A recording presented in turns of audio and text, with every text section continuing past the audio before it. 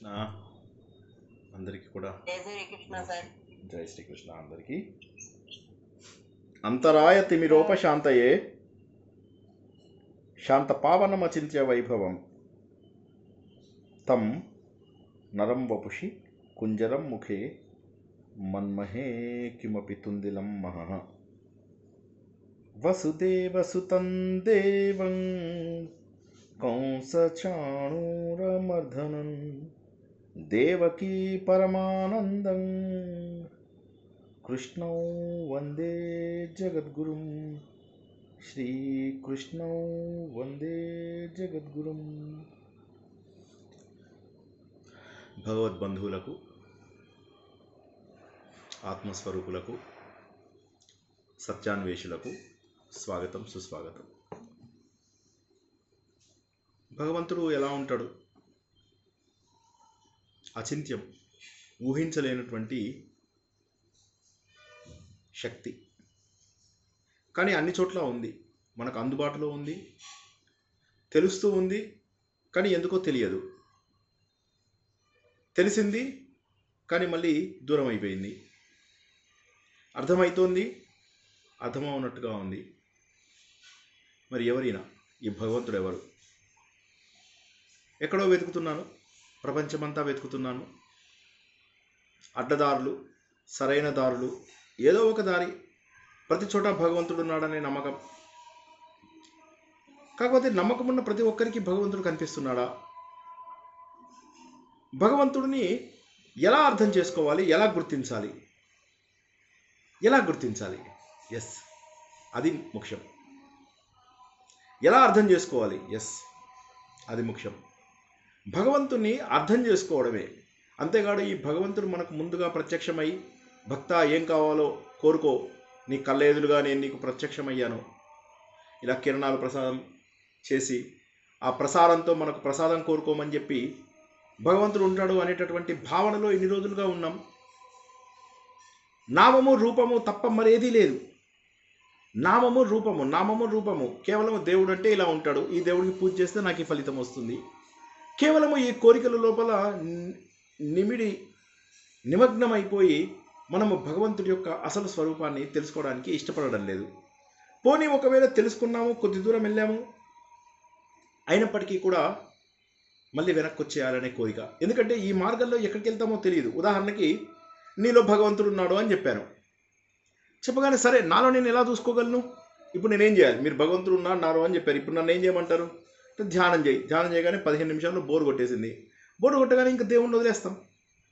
దీని బదులు సార్ పూజల పునస్కారాలు గొప్పవి కదా, హ్యాపీగా పూజల పునస్కారాలు కనీసం మేము ఒక 4-5 గంటలు ఇప్పుడు కూర్చున్నాము, ఒక 100 మంది అసెంబ్లీ అయ్యాం, కూర్చున్నాము, ఏదో కొద్దిసేపు పారాయణం చేసాం, పక్క వాళ్ళతో నవ్వుకున్నాం, సరదాగా చక్కటి బట్టలు అవి వేసుకున్నాం, చక్కటి వస్త్రధారణ చేసుకున్నాం, దేవుడికి పుష్పాలతో అలంకరించాం, దేవుడికి తీర్థం ఇచ్చాం, దేవుడిని ప్రసాదం తీసుకున్నాం, అంతకుముందు చక్కగా దేవుణ్ణి ఆహ్వానించాం, దేవుణ్ణి కూర్చోబెట్టాం, దేవుడికి సకల పూజలు చేశాం, అందరము నోటి నిండా పారాయణం చేసుకున్నాం. ఇది బాగుంది కదా, 4-5 గంటల సేపు బాగుంది. ఇలాగా మాకు చక్కగా ఉంది. మళ్ళీ ఇప్పుడు అయిపోయాక, చక్కగా అంతా అయిపోయాక చక్కటి ప్రసాదాలు అందరం కలిసి కాంట్రిబ్యూట్ చేసుకున్నాం. మళ్ళీ తిన్నవి తినగా మళ్ళీ కొన్ని మిగిలినవి ఇంటికి పట్టుకొచ్చి ఇంట్లో కూడా పెట్టాం. అందరికీ ప్రసాదం అనే పేరు మీద ఇంత తీసుకొచ్చి చేసేసాం, తీసుకొచ్చి ఇంట్లో వాళ్ళకు కూడా పెట్టాం.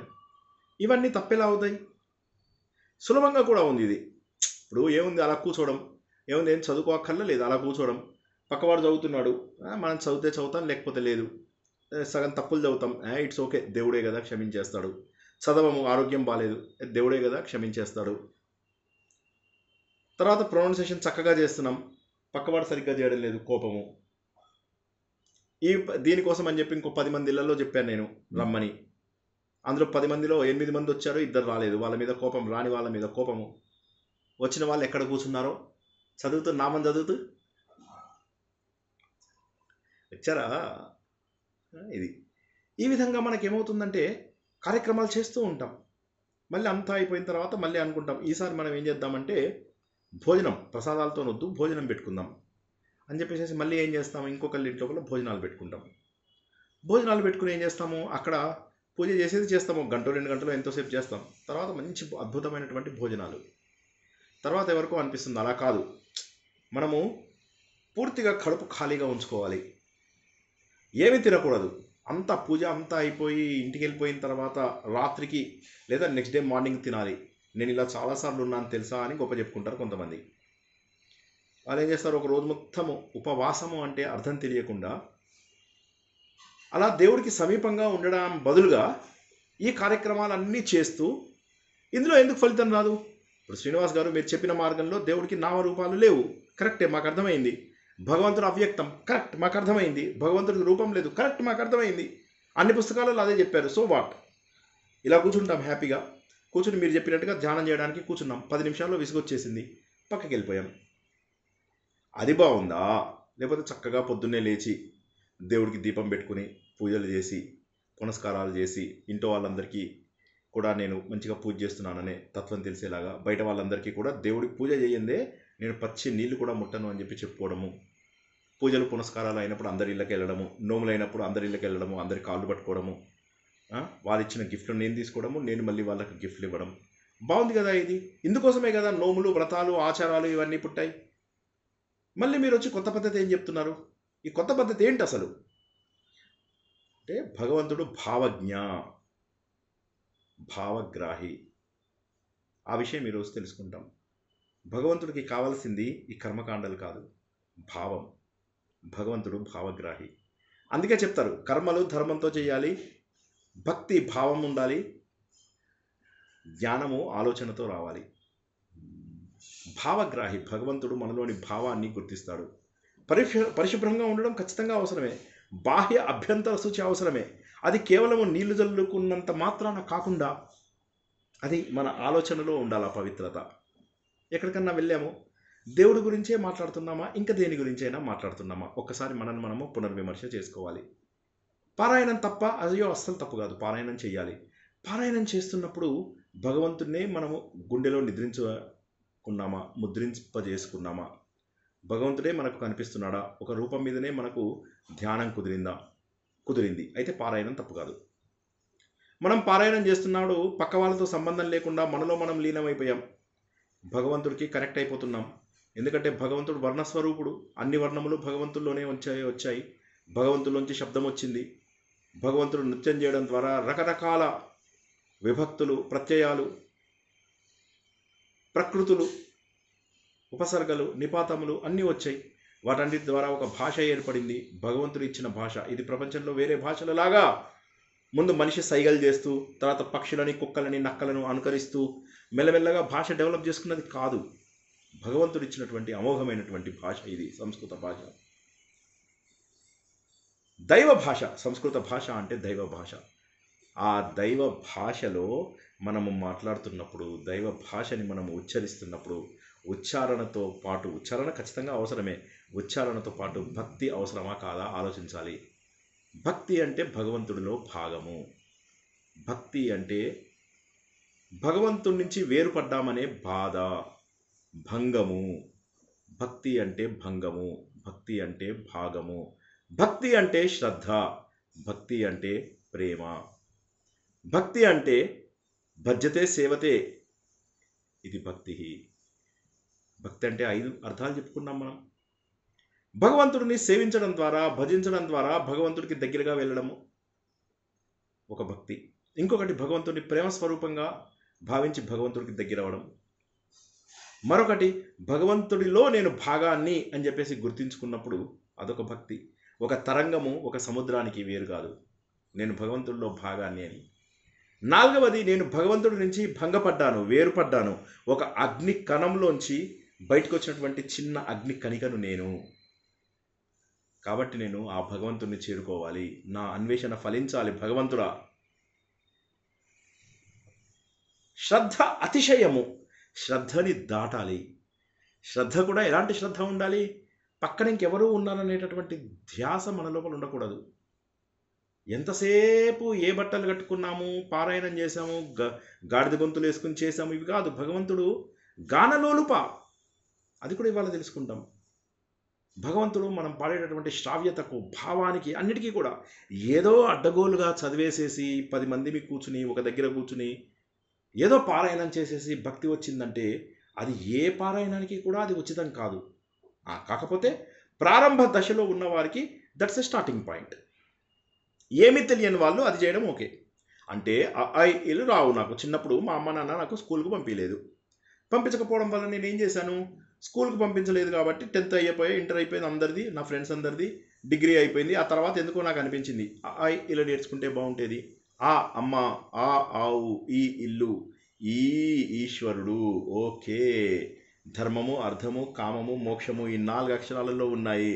కాబట్టి మన ధర్మము ఈలో కూడా అద్భుతమైనటువంటి భావాన్ని నాకు తెలియజేస్తోంది.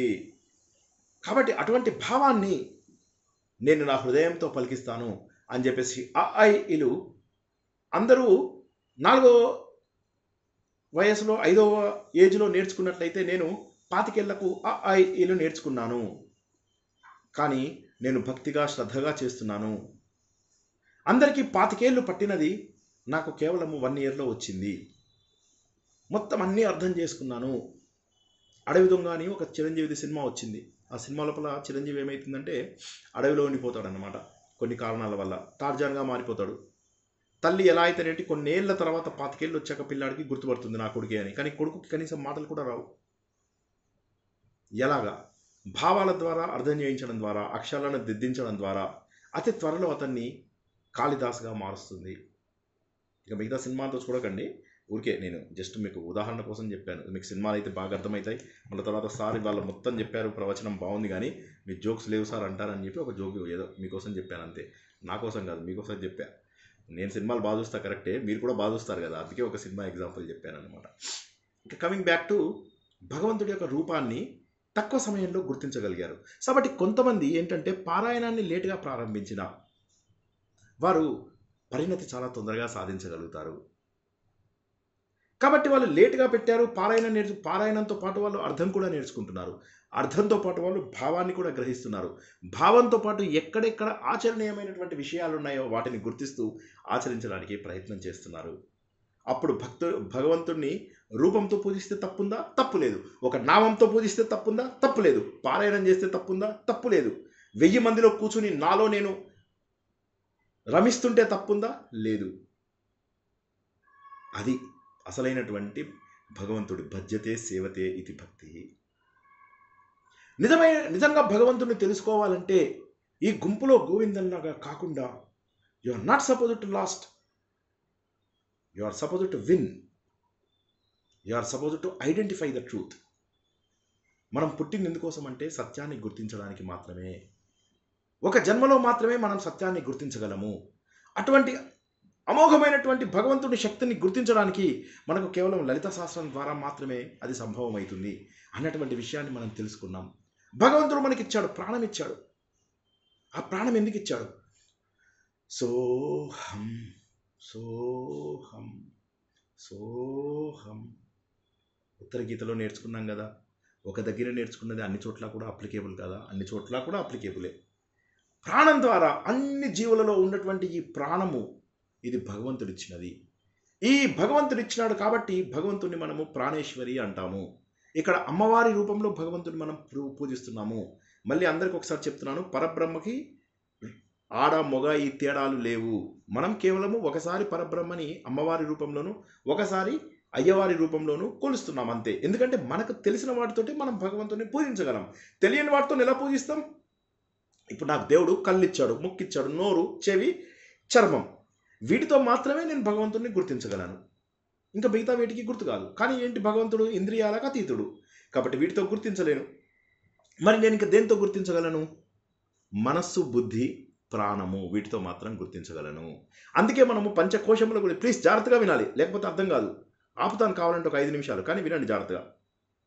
ఇంద్రియాలతో తయారైనటువంటి ఈ శరీరంలో భగవంతుని గుర్తించడం కొత్తగా కష్టము. ఎందుకంటే అన్నమయ దేహం. ఇప్పుడు మనం చేస్తున్నటువంటి గ్రూప్ పారాయణలు, గ్రూప్ ఏవైతే ఉన్నాయో ఇవన్నిటి లోపల మనం ఎక్కడ ఫెయిల్ అవుతామంటే అన్నమయ దేహంతో మనము భగవంతుని పూజించడానికి ఇష్టపడుతున్నాం. కానీ మనం 156 శ్లోకాల్లో తెలుసుకున్నట్టుగా ప్రాణేశ్వరి భగవంతుడు. ఆ ప్రాణం అనేది మన 2వ కోశమైనటువంటి వాయువు. ప్రాణము అంటే వాయువు అని గుర్తుంచుకోవాలి అందరూ, ఓకేనా? వాయువు. పంచ ప్రాణాలు, పంచ ఉప ప్రాణాలు ఉన్నాయి. ఆ ప్రాణములన్నింటికీ కూడా ఈశ్వరి ఎవరు? భగవంతుడు, పరబ్రహ్మ స్వరూపుడు, 1 గాడ్, సింగిల్ గాడ్. ఆ దేవుడి యొక్క ప్రకటితమైన అనేక రూపాలు. భగవంతుడు గనుక ఆ పరబ్రహ్మ గనుక సృష్టి చేస్తే ఆయనని బ్రహ్మ అన్నాము. ఆయన మనను పోషిస్తే ఆయనని విష్ణువు అన్నాము. అదే బ్రహ్మ తన లోపల లయం చేసుకున్నప్పుడు లయకారుడు శివుడు అని చెప్పేసి అన్నాము. అదే పరబ్రహ్మ దుష్టులను చంపినప్పుడు కాళి, తార ఇటువంటి రకాల పేర్లతో మనం పిలుచుకుంటున్నాము.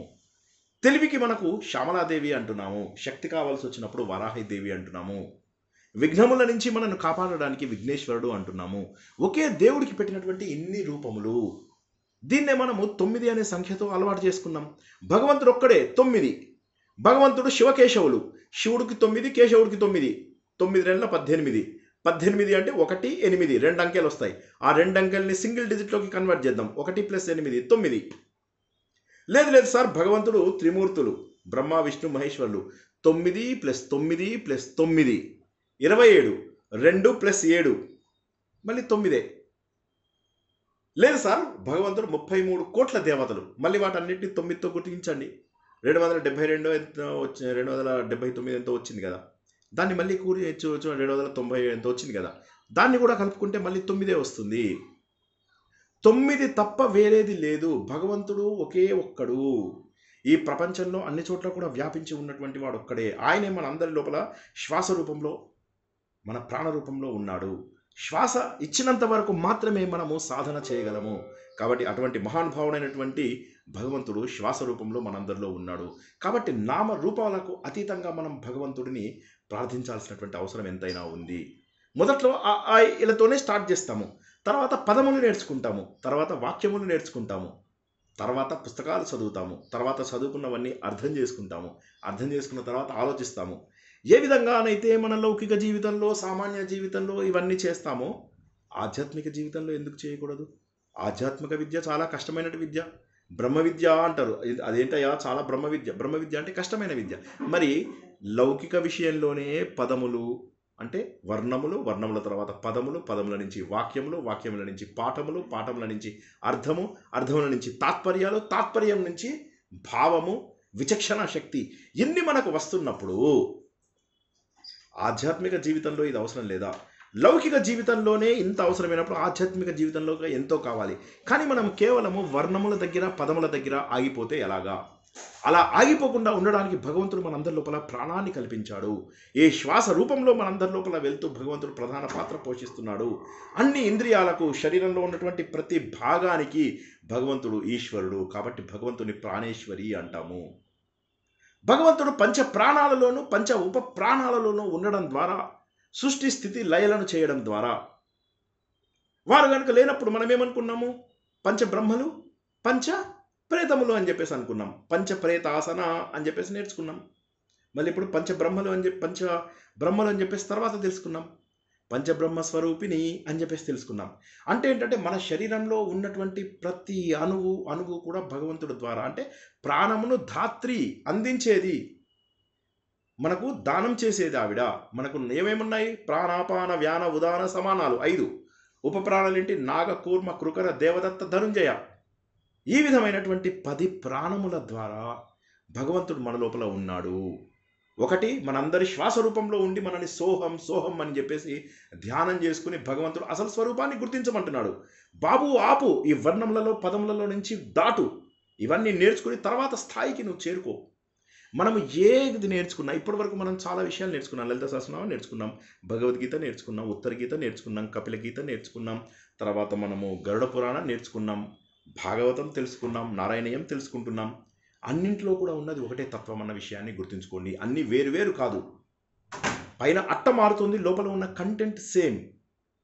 కాబట్టి నేను అంటాను, ఇవన్నీ నేర్చుకోవడంలో తప్పు లేదు. ఎందుకంటే అన్నిట్లో చెప్పేది ఒకటే సత్యం.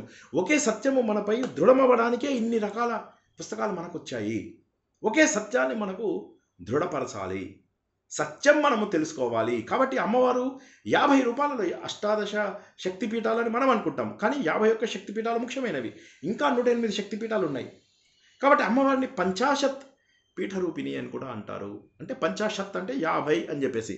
ఈ 50 అని చెప్పడానికి కారణం ఏంటి అంటే సంస్కృతంలో ఉన్న అక్షరాలు 50, మన తెలుగులో 56, 54 మన పరిస్థితిని బట్టి చాలా మార్చేశాము. ఈ విధంగా ఈ పంచాశత్ పీఠాలు 50 చోట్ల విస్తరింపబడి ఉన్నాయి. ఎందుకు విస్తరింపబడి ఉన్నాయి, ఎందుకు ఇక అష్టాదశ పీఠాలు, ఎందుకు 50 పీఠాలు అంటే, బాబు అక్కడికి వెళ్ళినప్పుడు గుర్తుంచుకో, ఇవేమీ కాదు, నీ అక్షరమాలలో ఒకటి, నీ అక్షమాలలో ఒకటి. అక్షరములు నేర్చుకుంటావు, వర్ణములు నేర్చుకుంటావు.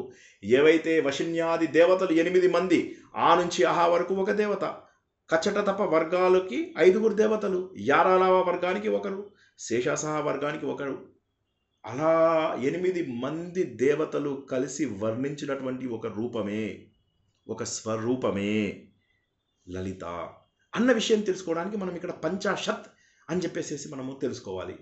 ఎందుకు తెలుసుకోవాలి? ఎందుకంటే మనం బందీలుగా ఉన్నాము. ఇప్పుడు ఫర్ ఎగ్జాంపుల్ నేను జైల్లో ఉన్నాను, నాకు టీవీ లేదు, ఏమీ లేదు, బయట ఏ విషయమో నాకు అర్థం కాదు. లాభం ఏమిటి?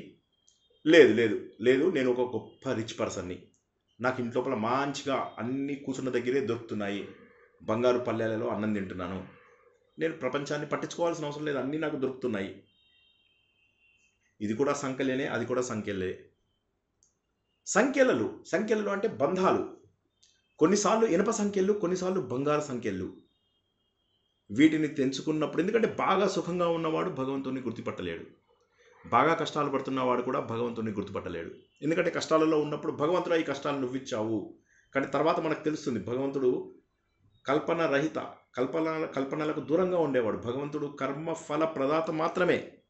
భగవంతుడు మన కర్మలను మాత్రమే మనకిస్తాడు. ఆ సత్యాన్ని మనము తెలుసుకోవాలి.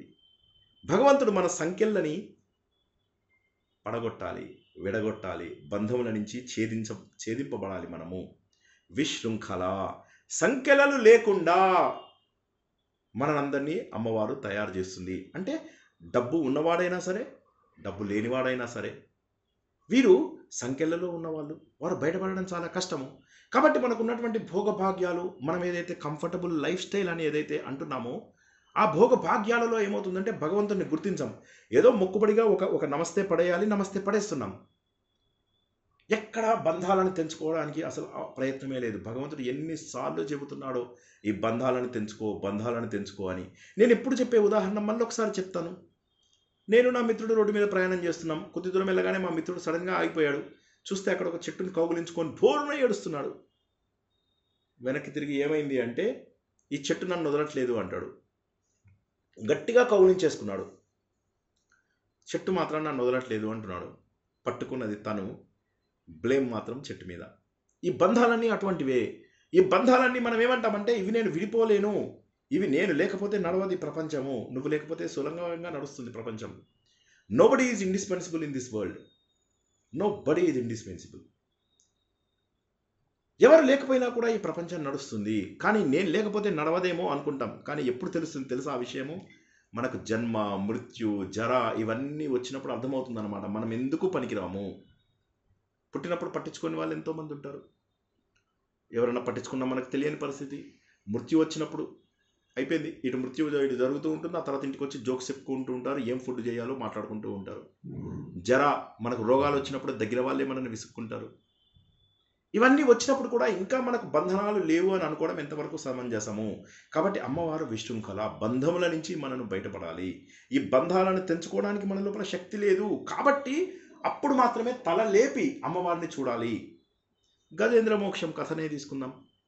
కరి మకరి మకరి కరి మకరి కరి కరి కరి అనుకుంటూ పెద్ద పెద్ద ప్రవచనకర్తలు ప్రవచనాలు చేస్తూ ఉంటారు. అది విన్నంతసేపు మనం చప్పట్లు కొడుతూ ఉంటాం. ఆ శబ్దంతో వచ్చేటటువంటి అలంకారానికి మనము మోహితులమవుతాము. బాగుంది అంతవరకు. తర్వాత ఆలోచిస్తాం, ఏనుగుని చంపడానికి దేవుడు వచ్చాడు, ఏనుగుని బతికించడానికి, మొసలిని చంపడానికి దేవుడు వచ్చినప్పుడు, ఏనుగు కంటే నేను గొప్పనే కదా, నాకు సహాయం ఎందుకు రాడు దేవుడు? దేవుడిని నీ హృదయంలో ఉన్నాడు అనేటటువంటి భావనను వదిలేసి దేవుడు ఎక్కడో బయట పెట్టేశాం ముందు ఫస్ట్, లేదా ఎక్కడో టెంపుల్లో పారేసాం, లేకపోతే ఎక్కడో ప్రతిష్ఠించని ప్లేస్ లోపల ఒక దగ్గర దేవుడిని ఫోటో పెట్టేసి ఆ ఫోటోకి పువ్వులేసి అదే దేవుడు అంటాం. అది కాదు, అక్కడ ప్రతిష్ఠించలేదు. చాలామందికి ప్రతిష్ఠించకుండానే పూజలు చేసేస్తూ ఉంటారు. భగవంతుడు అన్ని చోట్ల ఉన్నాడనే భావనతో చేస్తే తప్పులేదు, కానీ ఇక్కడ దేవుడు ఉన్నాడు అని చెప్పేసి పూజించడం ఇంకా తప్పు. ఏదో అదొక అలవాటుగా ఆచారంగా చేస్తామా, తప్పేమి కాదు. కానీ ఒకసారి ఆలోచించండి, ఒకసారి ఆలోచిస్తే అర్థమవుతుంది. ఇప్పుడు దేవుడు మొసలి చెడ్డది కాబట్టి మొసలిని చంపాడు. ఆహా, మరి మొసలిని ఎవరు పుట్టించారు? భగవంతుడే కదా. మొసలి జన్మ ఇచ్చింది ఎవరు? భగవంతుడే కదా. భగవంతుడికి ఏనుగు ముసలి రెండు సమానమే కదా. మరి అటువంటిప్పుడు ముసలిని ఎందుకు చంపేశాడు భగవంతుడు? ఏనుగును చంపేస్తే అయిపోయేది, చక్కగా ముసలి తన ఆహారం తను తినేది. అండ్ అదే జంతువుల యొక్క న్యాయం. జంతువులన్నీ కూడా ఒకదానొకటి చంపి బతుకుతాయి. పెద్ద పెద్ద జంతువులు ఏనుగుల లాంటివి గడ్డి తిని బతుకుతాయి. చిన్న చిన్న కుక్క పిల్లల లాంటివి మాంసం తిని ఆనందంగా ఉంటాయి. పుట్టుకతోటే కొన్ని లక్షణాలని భగవంతుడు ఇచ్చినప్పుడు మనం పెంచుకున్నవి కాదు, మన పరిణతితో చేసుకున్న అలవాట్లు కావవి. భగవంతుడి ద్వారా, మన పూర్వజన్మ బంధముల ద్వారా, ప్రారంధం ద్వారా మనం తెచ్చుకున్న జన్మలలో మనము మార్చుకోలేనటువంటి లక్షణాలు ఎన్నో. అటువంటిప్పుడు భగవంతుడు, ఏ పామా నువ్వు అందరినీ కాటేస్తున్నావు, బుస్ బుస్ అంటున్నావు, నీకు ఈ రోజు నుంచి నేను శాపం ఇస్తా అంటే పాము లబోదిబో మొత్తుకుంటుంది. దేవుడా, పాము రూపం ఇచ్చింది నువ్వు. కాబట్టి భగవంతుడికి అందరూ సమానమైనప్పుడు భగవంతుడు ముసలిని చంపి ఏనుగును కాపాడాడు. ఎంతవరకు కరెక్ట్గా? మరి సార్ మీరే చెప్పారు సార్ భాగవతం. అవును, నేనే చెప్పా, కరెక్ట్. ఏమిటి దాని అర్థం? ఏంటంటే అతను ముందుగా పోరాడాడు. గజేంద్రుడు పోరాడినప్పుడు ముందు భార్య పిల్లలు బంధుమిత్రులు వచ్చి కొద్దిగా సహాయం చేయడానికి ప్రయత్నం చేసి వాళ్ళ ప్రాణంకి ఏమన్నా అవుతుందని అందరూ వెళ్ళిపోయారు ఒడ్డు మీదకి వెళ్ళిపోయినప్పుడు ఒంటరి పోరాడుతున్నాను, ముసలి మీదకి వస్తుంది, ఏనుగు తప్పించుకుంటుంది, ముసలి మీదకి వస్తుంది, ఏనుగు తప్పించుకుంటుంది, రక్తం వరదలుగా పొంగుతుంది. ఏనుగు పోరాడి కొద్దిసేపటికి ఊరికి ప్రతిఘటన మాత్రం చేసే శక్తికి మారిపోతుంది. ప్రతిఘటన చేసే శక్తి కూడా తర్వాత పోతుంది.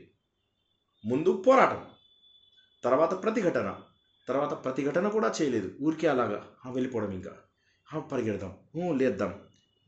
ఇటువంటి దారుణమైనటువంటి పరిస్థితుల లోపల అప్పుడు భగవంతుడు జ్ఞాపకం వచ్చి చూసేసరికి చుట్టూరా కనిపిస్తున్నారు అందరూ, తన చుట్టాలు, బంధువులు, చిన్న చిన్న పిల్లలు, తన బేబీసు, తను ఎంతో ప్రేమగా చూసుకున్నటువంటి స్మాల్ బ్యూటిఫుల్ బేబీసు అందరూ కనిపిస్తున్నారు. ఇలాగా అందరూ దూరంగా ఉన్నారు, కొంతమంది ఇళ్ళకి వెళ్ళిపోయారు కూడా హ్యాపీగా.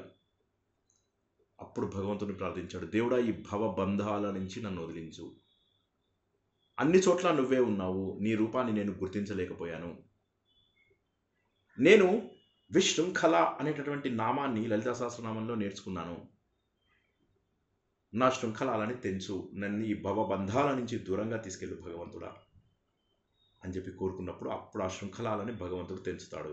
అంతేగాని దేవుడు ఒక ఏనుగుని చంపడానికి పరిగెత్తుకుంటూ పారిపోయి లక్ష్మీదేవిది పైటను తన చేతిలో పెట్టుకుని అది వదలడం కూడా మర్చిపోయి ఎవరికి చెప్పకుండా పారిపోయి ఇంత చేయకలే. భగవంతుడు సర్వశక్తిమంతుడు, సర్వజ్ఞుడు.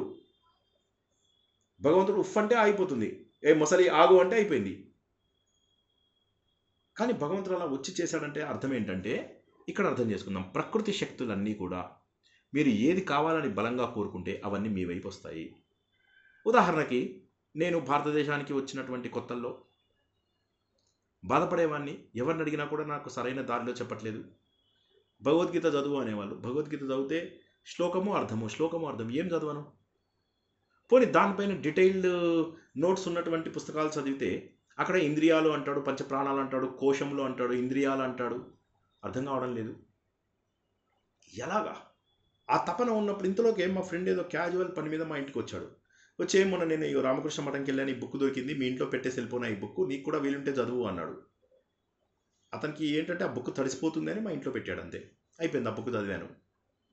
కళ్ళ ముందు మెల్లమెల్లగా పొరలు వెళ్ళిపోతున్నాయి.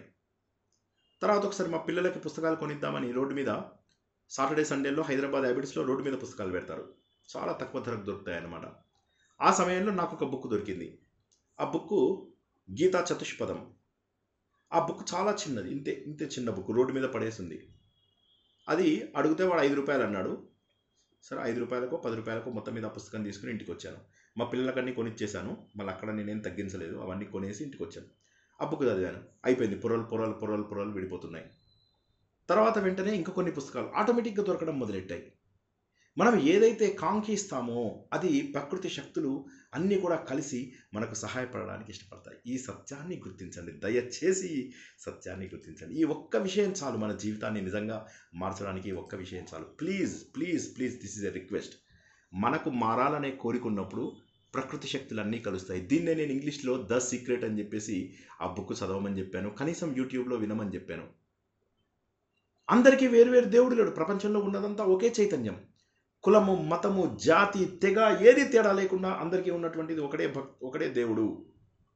ఆ ఒక్కడే ఉన్నటువంటి పరబ్రహ్మ మనకేం చెప్తున్నాడంటే, బాబు సత్యాన్ని తెలుసుకో, నువ్వు గనక సత్యాన్ని తెలుసుకోవడానికి ఒక అడుగు వేస్తే నేను నీకు 10 అడుగులు వేస్తాను.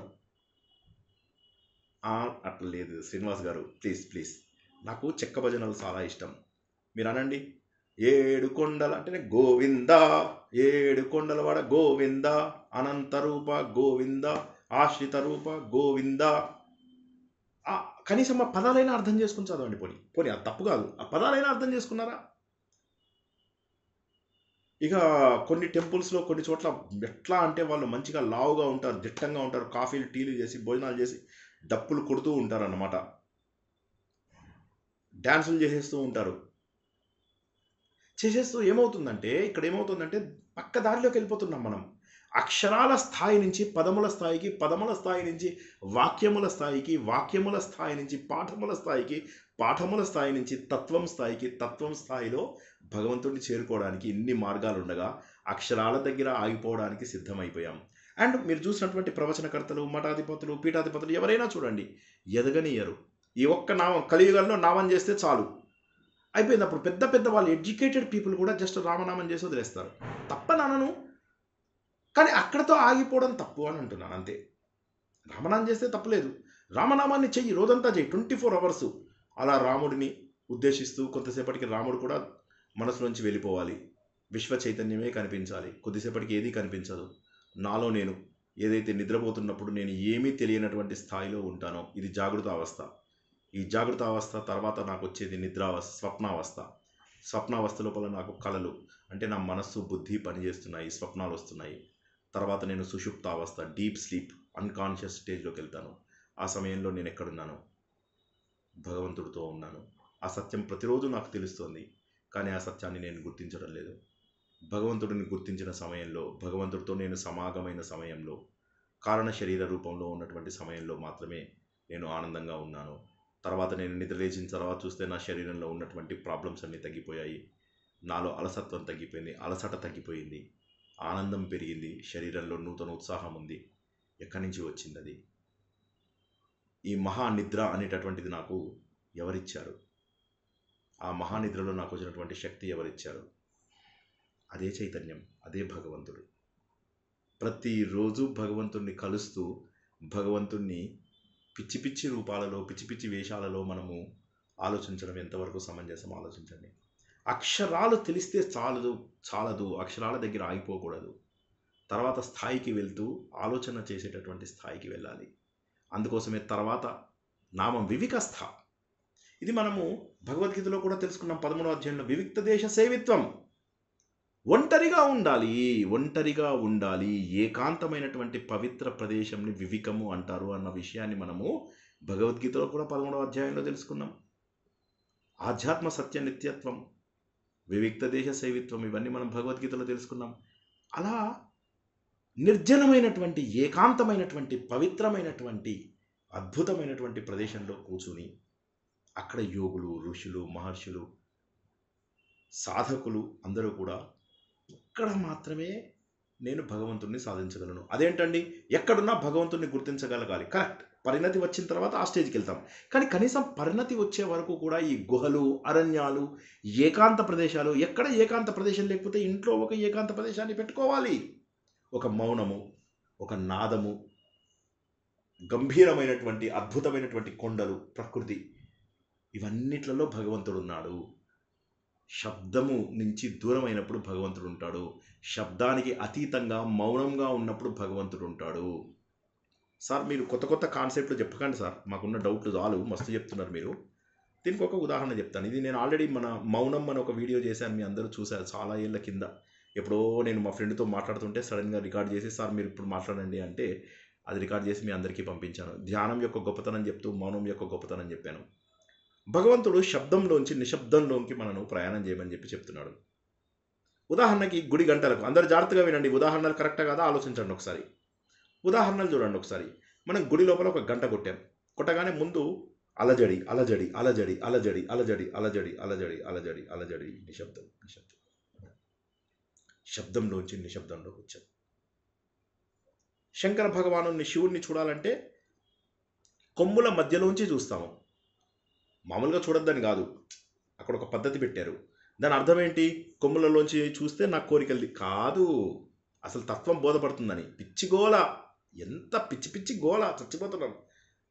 ఇలా చూస్తే శృంగమునకు మధ్య నిశ్చల స్థితిలో ఉన్నటువంటి పరబ్రహ్మ. శృంగము కొమ్ము అనేటటువంటిది అలజడికి ప్రతీది. అలజడికి మధ్య లోపల నిశ్చల తత్వమైనటువంటి అరూపరూపుడైనటువంటి భగవంతుడు ఉన్నాడు, పరబ్రహ్మ స్వరూపము. పరబ్రహ్మకి రూపం లేదు అక్కడ. అలా అని చెప్పి ఏమీ లేకుండా కూడా లేదు. కొద్దిగా ఆలంబన కోసమే ఒక లింగ రూపంలో కనిపిస్తున్నాడు భగవంతుడు మనకు. కానీ అసలైనటువంటి కళ్ళు, ముక్కు, చెవులు, కాళ్ళు లేవు కదా. అలా మనకు చెప్పడంలో అర్థమైందంటే ఇటువైపు అలజడి, ఇటువైపు అలజడి, మధ్య లోపల భగవంతుడు. నారీ నడుమ మురారి అంటారు. ఇటువైపు అలజడి, ఇటువైపు అలజడి, మధ్యలో నిశ్చల తత్వంలో ఉన్నటువంటి పరమాత్ముడు, ముక్తినిచ్చేవాడు, గోవిందుడు, ముకుందుడు, ఆయన మనకు మధ్యలో ఉన్నాడు. అలజడి. మొన్ననే మనం తెలుసుకున్నాము, 7 సముద్రాలలో మనం ఉన్నటువంటిది లవణ సముద్రం. అంటే లవణ సముద్రంలో అలజడులు ఎక్కువ ఉంటాయి. అలజడులు విపరీతమైన అలజడులు, లవణం తరంగాలు కొట్టుకుంటూ ఉంటాయి. ఇక్కడి నుంచి మెల్లగా మనము చెరుకు సముద్రము, నీళ్ళ సముద్రము, మద్యం సముద్రము, పెరుగు సముద్రము, ఇలా వెళ్తూ చివరికి పాల సముద్రాన్ని చేరుకుంటాం. పాల సముద్రంలో అలలు ఉండవు అంటే ఏంటి? నిశ్చల తత్వము. శబ్దము నుంచి నిశ్శబ్దమునకు మనం ప్రయాణం చేస్తున్నాము. పోరా వైకుంఠానికి పో అంటే ఏంటి? నేను వైకుంఠానికి వెళ్ళాను అంటే ఏంటి? శబ్దములోంచి, అలజడిలోంచి నిశ్శబ్దము, నిశ్చలమైనటువంటి స్థితికి నేను వెళ్ళాను. అదే ఇక్కడ వివిక్త. ఏదైతే మనం భగవంతుడి గురించి ఇక్కడ లలిత సహస్రనామంలో తెలుసుకుంటున్నామో ఇది కొత్తది కాదు, మనం ఆల్రెడీ తెలుసుకున్నదే. ఇంకొక చోట మనకి ఇదంతా అర్థమైందే. వివిక్త స్థ, ఏకాంతముగా భగవంతుడు ఉన్నాడు. కాబట్టి నువ్వు కూడా ఏకాంతంగా ఉండడానికి ఇష్టపడు, ఎందుకంటే నువ్వు భగవంతుడి యొక్క స్వరూపానివి. వివిక్త స్థ అంటే ఉండడము. వీరమాత తర్వాత నామం వీరమాత, వీరులను కన్నటువంటిది. విఘ్నేశ్వరుడు భండాసుర వధలో పోరాడాడు అన్నటువంటి దానికి ఒక అర్థం తీసుకున్నట్లయితే, మరొక అర్థము మనము ఆల్రెడీ విరాట్ రూప అక్కడ మనం తెలుసుకున్నాము, వీరుల గురించి తెలుసుకున్నాము. అక్కడ ఏం తెలుసుకున్నాము? వీర అంటే ఎవరైతే ఇంద్రియాలను జయిస్తారో వాడు వీరుడు. 10 మందిని చంపితేనే వీరుడు కాదు, మనలో ఉన్న శత్రువులను చంపడము. మనం ప్రహ్లాదుడు వాళ్ళ నాన్నతో ఏమంటాడు? నాన్న, ప్రపంచమంతా జయించావు, నిన్ను నువ్వు జయించలేకపోయావు కదా నాన్న అని చెప్పేసి అన్నాడు. కరెక్ట్. ముందు మనము జయించాలి, మన అరిషడ్ వర్గాలను మనము దాటాలి. ఈ సత్యాన్ని మనము తెలుసుకోవాలి. అరిషడ్ వర్గాలను నేను దాటాలి అనేటటువంటి సత్యాన్ని నేను తెలుసుకోవాలి. కాబట్టి నాలో ఉన్నటువంటి శత్రువులను నేను దాటాలి. నాలో ఉన్నటువంటి శత్రువులను దాటినప్పుడు నేను వీరుడను. ఆ శక్తిని ఇచ్చేటటువంటి తల్లిని వీరమాత అని చెప్పేసి అంటారు. వియత్ప్రసు, ఈ మనకు కావలసినటువంటి ఈ ఆకాశం అంతా కూడా, ఏదైతే ప్రపంచం మొత్తము మనకు ఆకాశంలో నిమిడి ఉంది, ఆకాశతత్వం అన్నిటికంటే కూడా గొప్పది. ఒకసారి మళ్ళీ భగవద్గీతకి వెళ్దాం. నైనం చిందంతి శస్త్రాన్ని, అందులోపల ఆ శ్లోకంలో కనుక చూసుకున్నట్లయితే 4 ఉంటాయి. అందులో ఆత్మని కత్తితో నరకలేం, ఆత్మని నీటితో తడపలేం, ఆత్మని గాలితో ఏమీ చేయలేం, ఆత్మని అగ్నితో కాల్చలేం. పంచభూతాలలో 4 విషయాలు చెప్పాడు, 5వ విషయము చెప్పలేదు. ఎవరైనా చెప్పగలరా ఎందుకో? నేను ఆల్రెడీ ఒకసారి చెప్పాను భగవద్గీత చెప్తున్నప్పుడు. 4 తత్వాలలో భగవంతుడి గురించి చెప్పాడు. ఆత్మ అనేది ఏంటి? ఆత్మ స్వరూపం అనేది ఏదైతే భగవంతుడి స్వరూపం ఉందో ఆ ఆత్మతత్వంని భూమితో పోల్చాడు, అగ్నితో పోల్చాడు, నీటితో పోల్చాడు, నిప్పుతో పోల్చాడు. పంచభూతాలలో 4 నుంచి పోల్చాడు. మరి 5వ దాని నుంచి, ఆకాశం నుంచి ఎందుకు పోల్చలేదు? జలంతో మళ్ళీ ప్రాణం పుడుతుంది. ఓకే, ఆకాశ తత్వంలో అంతటా ఆకాశంలో ఉన్నట్టుగానే సర్వాంతర్యామిగా ఉంటాడు. కరెక్ట్, చాలా బాగా చెప్పారు. అది కరెక్ట్ ఆన్సర్. సో కాబట్టి ఏంటంటే ఆత్మ సర్వత్రా వ్యాపించి ఉన్నది, ఆకాశం సర్వత్రా వ్యాపించి ఉన్నది. కాబట్టి భగవంతుడు తన శక్తితోటి ఈ ఆకాశాన్ని సృష్టించాడు. దాన్నే మనం ఇక్కడ చక్కటి పేరుతోని తెలుసుకుంటున్నాము. వియత్ప్రసువు అంటే ఆకాశాన్ని సృష్టించినటువంటి అమ్మవారు. భగవంతుడు విష్ణు రూపుడు, ముకుంద, మనకు ముక్తిని అందించేవాడిని ముకుంద అంటాము. ఒకటి. రెండవది, ద్వారకా నగరంలో మనం అనుకున్నామేమని? కృష్ణుడు రూపాన్ని పైన అమ్మవారి రూపంగా పోలుస్తూ ఉంటారు. భగవంతుడికి హారతి ఇచ్చిన సమయంలోనే అక్కడ అమ్మవారికి హారతి ఇస్తూ ఉంటారు అంటారు. కాబట్టి అమ్మవారు విష్ణు రూపిణి, శ్రీకృష్ణుడి రూపిణి. మరొకటి ముక్తిని కూడా అందించేవాడు గోపాలుడు. అందుకోసమే మనం చూసినట్టయితే రాసలీల సమయంలో కొన్ని కోట్ల సంవత్సరాల నుంచి కొన్ని కోట్ల జన్మలుగా ఎదురు చూస్తున్నటువంటి ఎంతోమందికి చిటిక లోపల ఆయన అందరికీ మోక్షాన్ని కల్పించాడు. కాబట్టి భగవంతుడు ముక్తి నిలయము. భగవంతుడిని అందుకుంటే తప్ప మనకు ముక్తి వచ్చే అవకాశం లేదు. భగవంతుడు ఒక్కడే మనకు ముక్తి. మనము ఎన్ని సాధనలు చేసినా ఏమి చేసినా అల్టిమేట్లీ మన పరంధామము, అన్నిటికంటే కూడా గొప్పదైనటువంటి స్థానము అది కేవలము భగవంతుడే. కాబట్టి ఆ ముక్తి నిలయానికి మనం వెళ్ళాలి, మోక్ష నిలయానికి మనం వెళ్ళాలి. అందుకే మనము ముముక్షువులుగా మారాలి. ఈ ప్రపంచంలో ఉన్నటువంటి ఎన్నో రూపాలలో భగవంతుడు ప్రకటితమవుతున్నాడు. విగ్రహ రూపంలో, ఎస్పెషల్లీ విగ్రహ రూపంలో ప్రతిష్ఠ చేసినప్పుడు ఒక శక్తి వస్తుంది. అన్ని విగ్రహాలలో ఉన్నటువంటి శక్తి ఏదైతే ఉందో ఆ శక్తి భగవంతుడే. అందుకే భగవంతుని మూల విగ్రహ రూపిణి అని చెప్పేసి అంటారు. ఈ మూల విగ్రహాలు ఏదైతే మూల విరాట్ అని చెప్పేసి ప్రతి దేవాలయంలో మనం ఒక విగ్రహాన్ని చూస్తామో ఆ విగ్రహాలలో ఉన్నటువంటి శక్తి అది భగవంతుడు. అందుకే భగవంతుని ఊరేగింపు కోసం బయటికి తీసుకురారు. ఆ విగ్రహాన్ని భగవంతుని అక్కడే ఉంచేస్తారు. భగవంతుని అక్కడే ఉంచి ఉత్సవ విగ్రహాలని భగవంతుని చుట్టూరా తిప్పుతారు. వాటి లోపల ఉన్నటువంటి మహత్యాన్ని, ఒక విగ్రహం పెట్టే ముందు ఎంతో ప్రొసీజర్ ఉంటుంది. పంచభూతాలు, పంచ ప్రాణాలు అన్నీ అందులో వేసి సరైనటువంటి శక్తులు కలగజేసి ఆ విగ్రహాన్ని ఆగమ నియమాల ప్రకారం చెక్కి అక్కడ భగవంతుని ప్రతిష్ఠిస్తారు. కాబట్టి ఈ మూల విగ్రహంలో ఉన్నటువంటి శక్తి ఎవరు? అది నువ్వే. అందువల్లనే భగవంతుడి యొక్క విగ్రహంలో ఒక కళ కనిపిస్తూ ఉంటుంది, ఒక కాంతి కనిపిస్తూ ఉంటుంది, ఒక పవర్ కనిపిస్తూ ఉంటుంది. కొంత స్థల ప్రభావం అంటారు, శిలాభోగం, స్థలాభోగం అంటారు. అవి కూడా అక్కడ కనిపిస్తూ ఉంటాయి. ఇవన్నీ కూడా అత్యద్భుతమైనటువంటి శక్తులు. ఇవన్నీ మనము అర్థం చేసుకోవాలి. ఇవి చాలా గొప్పది. తర్వాత వచ్చేది భగవంతుడు భావజ్ఞ. ఇది మనం ఆల్రెడీ తెలుసుకున్నాం. భగవంతుడు భావగ్రాహి. మీ భావం ఏంటి అది తెలుసుకుంటాడు. అంతేగాని నేను ఎన్ని పూజలు చేశాను, విఐపి దర్శనం చేసుకున్నానా లేదా, ఎన్ని కోరికలు కోరుకున్నాను, ఇలా దండం పెట్టుకున్నానా లేదా, ఇవన్నీ చూసుకోడు భగవంతుడు. ఇలా దండం పెట్టడం తప్పని కాదు, వేరే వాళ్లకు అడ్డం వచ్చేలాగా పెట్టడం తప్పు. కాబట్టి ఏమవుతుందంటే అందరి మనసులలో ఉన్నటువంటి భావాలను భగవంతుడు గుర్తించగలడు. ఏదో చెడ్డ భావాలతోటి, చెడు కోరికలతోటి భగవంతుని పూజిస్తే భగవంతుడు అర్థం చేసుకోలేనంత మూర్ఖుడు కాదు. ఎవరికో పోటీగా, ఎవరితోనో విరోధంతో కూడా పూజలు చేసే జనాలు ఉంటారు. ఎవరి దగ్గర గొప్ప చెప్పుకోవడానికి పూజలు చేసే వాళ్ళు ఉంటారు. ఇటు కామంతోటి, ఇటు క్రోధంతో చేసేటటువంటి పూజలు అవి రాజసిక పూజలు. అందులోపల భగవంతుడు ఉండడు. కాబట్టి భగవంతుడు కేవలము నీ భావంలోనూ ఉన్నాడు. భావంలో నా బాహ్యమునందున గోవింద గోవింద అని తలువవే మనస. కాబట్టి బయట లోపల అంతా నువ్వే ఉండాలి భగవంతుడా. అప్పుడు ఏమవుతుందంటే ఇక మనకు వేరేది కనిపించదు. మన మనసులో ఉన్నటువంటి భావమే భగవంతుడు అన్నటువంటి విషయం తెలుస్తుంది. అప్పుడే భగవంతుడు మనకు ఈ సంసారంలో ఉన్న దుఃఖాలన్నీ పోతాయి. ఎప్పుడైతే భగవంతుడిని అన్ని వైపులా చూడగలుగుతామో, అందరిలో భగవంతుని చూసే స్థాయికి మనం చేరుకోగలుగుతాము. అప్పుడే ఈ భవరోగం అనేటటువంటి అన్నిటికంటే పెద్ద రోగం ఏదైతే ఉందో ఈ రోగంలోంచి మనం బయటపడేటటువంటి అవకాశం ఉంది. అంటే ఈ జన్మ, మృత్యు, జర వీటన్నింటి నుంచి కూడా మనం బయటపడే అవకాశం కేవలం భగవంతుడు మాత్రమే ఇస్తాడు. ఎందుకంటే ఈ భగవంతుడే ఈ కర్మ చక్రం ఏదైతే ఉందో ఈ కర్మచక్రాన్ని, భవచక్ర ప్రవర్తిని, ఈ ప్రపంచంలో ఉన్నటువంటి ఈ లోక చక్రం ఏదైతే ఉందో ఈ లోక చక్రాన్ని నడిపిస్తున్నటువంటిది భగవంతుడే. ఆ భగవంతుడే ఈ ప్రపంచం లోపల పుట్టుక, మరణము, స్థితి కల్పిస్తున్నాడు. మళ్ళీ జన్మలు కల్పిస్తున్నాడు. మళ్ళీ సృష్టిలన్నీ ఒక గోళం కాకుండా మరొక గోళం, ఒక తలం కాకుండా మరొక తలము, 14 భువనాలు, ఇందులోపల 100ల కొద్ది లోకాలు, ఇవన్నీ తయారు చేసి ఈ చక్రాన్ని నడిచేలాగా చేస్తున్నాడు. ఒక జన్మలో మనం భూమి మీద పుడతాం, ఒక జన్మ లోపల పాతాళంలో పుడతాం, ఒక జన్మ లోపల దేవతల లోకంలో పుడతాం, ఒకసారి పితృలోకంలో పుడతాం, ఒకసారి భూలోకంలో చీమలుగా, దోమలుగా పుడతాం. కాబట్టి ఈ లోక చక్రాన్ని నడిపించేటటువంటి భగవంతుడు ఈ జన్మ పరంపర నుంచి మనల్ని విడిపోవడం అని చెప్పేసి మనం గనక ప్రార్థన చేస్తే, మన భావాన్ని గ్రహించినటువంటి భగవంతుడు అన్నిటికీ తనే మూలం కాబట్టి, తనే అన్నిటికీ ఆశ్రయం కాబట్టి, తనే ముక్తిని అందించే ముకుందుడు కాబట్టి తన దగ్గరికి తీసుకెళ్తాడు. ఎంత అద్భుతమైన శ్లోకమో చూడండి. ముకుంద ముక్తి నిలయ మూల విగ్రహ స్వరూపిణి భావజ్ఞ భవరోగగ్ని భవచక్ర ప్రవర్తిని. భవచక్ర ప్రవర్తిని, ఈ లోకమంతా ఇలా నడవడానికి ఇన్ని కోట్లాది జీవరాశులు ఈ మాత్రమైనా ఇలా అయినా నడవడానికి భగవంతుడు కారణము.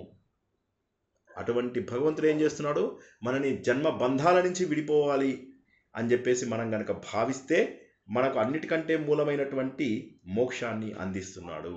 ఎందుకంటే భగవంతుడే మోక్ష స్వరూపుడు. కాబట్టి ఈ 156 శ్లోకం ఏదైతే ఉందో, ఈ 157వ శ్లోకం లోపల ఉన్నటువంటి గొప్ప అర్థం ఏంటంటే మోక్ష సాధనకు భావము ముఖ్యము.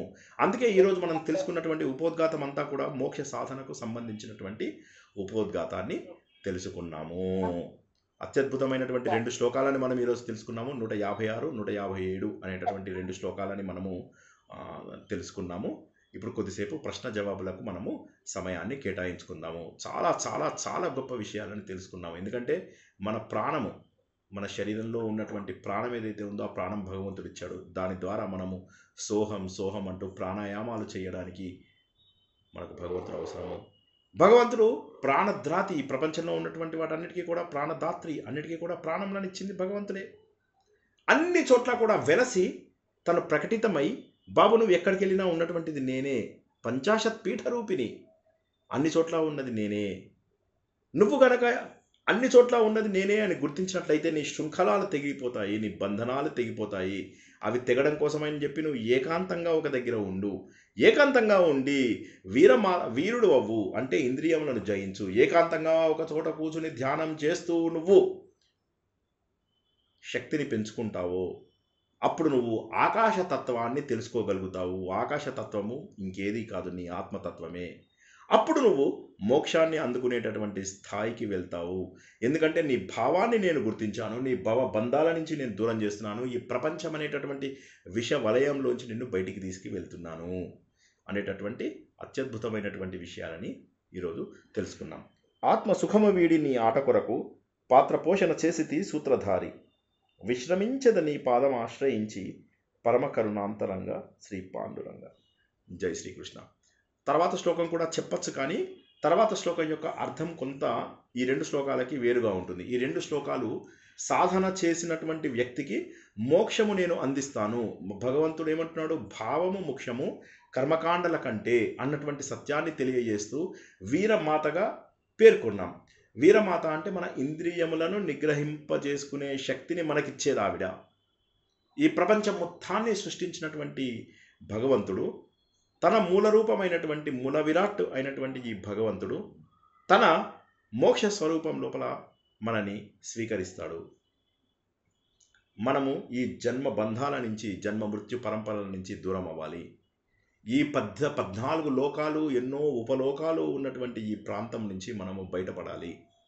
అప్పుడు మాత్రమే మనము భగవంతుడిని చేరుకోవడానికి అవకాశం ఉంది అనేటటువంటి అత్యంత ఉన్నతమైనటువంటి విషయాన్ని ఈరోజు మనము ఈ 2 శ్లోకాలలో తెలుసుకున్నాము. దగ్గరికి వచ్చింది ఇంకొక 20-25 శ్లోకాలలో మనకు లలిత అయిపోతుంది. అన్ని అద్భుతమైనటువంటి రహస్యాలే, సాధనకు ఉపయోగపడే రహస్యాలే. అర్థం చేసుకుంటూ చేసేటటువంటి సాధన అద్భుతంగా ఉంటుంది. జై శ్రీకృష్ణ. ప్రశ్న ఏమన్నా, ఇవి చాలా సులభంగా కూడా ఉంది. ప్రశ్న ఏమన్నా ఉంటే సరే, లేకపోయినా సరే. జై శ్రీకృష్ణ సార్. ఫస్ట్ నుంచి శ్లోకాల అర్థాలు వీడియోస్ ఉన్నాయా సార్? మాకు అసలు ఇంత చెప్తుంటే మేము అసలు వినాలని సార్. ఫస్ట్ నుంచి లలిత కూడా నేర్చుకోవాలని కూడా ఉంది సార్. క్లాసెస్ ఎప్పుడు మళ్ళీ స్టార్ట్ అవుతాయి? అదే స్టార్ట్ అవుతాయి. ఇప్పుడు మేడం బిజీగా ఉన్నారు. కొన్నాళ్ళు అది అయిన తర్వాత మనము ప్రారంభించుకుందాము, తప్పక ప్రారంభించుకుందాము.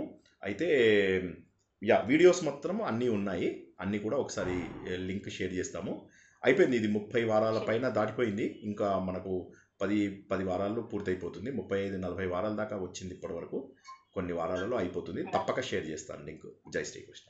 మేము ఎండింగ్ లో వచ్చాం సార్, మేము పాపాత్ములం. అయ్యయ్యో అట్లా కాదు, అసలు అలాంటిది ఎవరు పాపాత్ములు కాదు. భగవంతుడు అనుగ్రహం లేనిదే ఈ మార్గంలోకి రారు. కానీ వచ్చిన తర్వాత ఏమవుతుందంటే వివిధ రూపాలలో ఎటేటో వెళ్ళిపోతూ ఉంటారు. ఇప్పుడు ఈ మార్గంలో వచ్చే వాళ్ళు ఎవరు కూడా, ఇప్పుడు పారాయణం చేసేవాళ్ళు, నోములు వ్రతాలు వీళ్ళెవరు చెడ్డవాళ్ళు కాదు. దారి తెలియక వివిధ మార్గాలలో వెళ్ళడమే. ఇప్పుడు నేను చెప్పే కదా, ఇండియాకి వచ్చిన కొత్త లోపల I was not sure what to do. ఏది చేస్తే ఎక్కడికి వెళ్తామో అనేది తెలియదు. సత్యం తెలుసుకోవడం అనేది కరెక్ట్. ఇప్పుడు ఫర్ ఎగ్జాంపుల్, సరైన దారిలో వెళ్తాం. సరైన దారిలో వెళ్ళకపోతే ఏమవుతుంది, తప్పు దారిలో వెళ్ళినప్పుడు అదే దారిలో ఉండిపోతాం. ఇప్పుడు మీరు చూసుకున్నట్లయితే ఈ పూజలు, వ్రతాలు, నోములు వీటి లోపల వెళ్ళినట్లయితే ఆ దారిలో అక్కడి నుంచి ఎదిగే అవకాశం లేదు, ఇంకా అక్కడే ఉండిపోతాం. ఎప్పుడు వెళ్ళినా మా ఇంట్లో విష్ణు సహస్రనామం, నెక్స్ట్ వీక్ మీ ఇంట్లో విష్ణు సహస్రనామం, మళ్ళీ తర్వాత వాళ్ళ ఇంట్లో విష్ణు సహస్రనామం, మా ఇంట్లో ఈసారి ఏం పెట్టాం దద్దోజనం, మీ ఇంట్లోపల పొంగలి, తర్వాత ఇంట్లో పులిహార. వీటి లోపల మనం కొట్టుమిట్టాడుతూ ఉంటాము తప్ప భగవంతుడి పైన భక్తి. ఆ తర్వాత ఇంకోటి ఏమవుతుందంటే దురదృష్టము, చేయగా చేయగా చేయగా మనకు శ్రద్ధ కూడా తగ్గిపోతుంది. తగ్గిపోయి ఏమవుతుందంటే నోరు పలుకుతూ ఉంటుంది, మన కళ్ళు, నేను ఇందాక చెప్పే కదా వచ్చావా, వచ్చాను చూసా నేను, ఇవన్నీ జరుగుతూ ఉంటాయి. కాబట్టి ఈ స్థాయి నుంచి మనము బయటపడాలి. అందుకోసమని ఏంటంటే ఆలోచించగలిగే స్థాయికి రావాలి. దేవుడు ఆలోచన ఇచ్చింది కేవలము మనుషులకు మాత్రమే, మిగతా జీవరాశులకు ఆలోచించే శక్తి లేదు, ఆలోచించిన దాన్ని ఆచరించే శక్తి లేదు. కాబట్టి కేవలము మనుషులకు మాత్రమే పరిమితమైనటువంటి ఈ శక్తిని వృధా చేసుకుంటామా? ఒక అమూల్యమైన అవకాశం, ఎన్ని కోట్ల జన్మలు కష్టపడితే ఒక అద్భుతమైనటువంటి అవకాశం వచ్చింది. కాబట్టి ఈ అవకాశాన్ని వృధా చేసుకోకుండా అందరము తప్పకుండా ప్రయత్నం చేద్దాం. జై శ్రీకృష్ణ. నెక్స్ట్ ప్రశ్న. ఫస్ట్ నుంచి లింక్ పెట్టండి సార్. అలాగే వింటాం ఫస్ట్. షూర్, తప్పకుండా. జై శ్రీకృష్ణ. జై శ్రీకృష్ణ. జై శ్రీకృష్ణ సార్. జై శ్రీకృష్ణ మేడం. ఈరోజు 2 శ్లోకాలు అంతరాష్ట్రం చాలా బాగా ఎక్స్ప్లెయిన్ చేశారు. ఎన్నిసార్లు మీరు చెప్పినా కూడా అదే అర్థం చేసుకున్న ఆ లెవెల్కి రీచ్ అవుతామో లేదో తెలియదు, కానీ చాలా చాలా బాగా అనిపిస్తుంది వింటూ ఉంటాం అర్థమైంది ప్రతిసారి కూడా. చాలా సంతోషం అండి, చాలా సంతోషం, చాలా సంతోషం. Thank you very much. జై శ్రీకృష్ణ.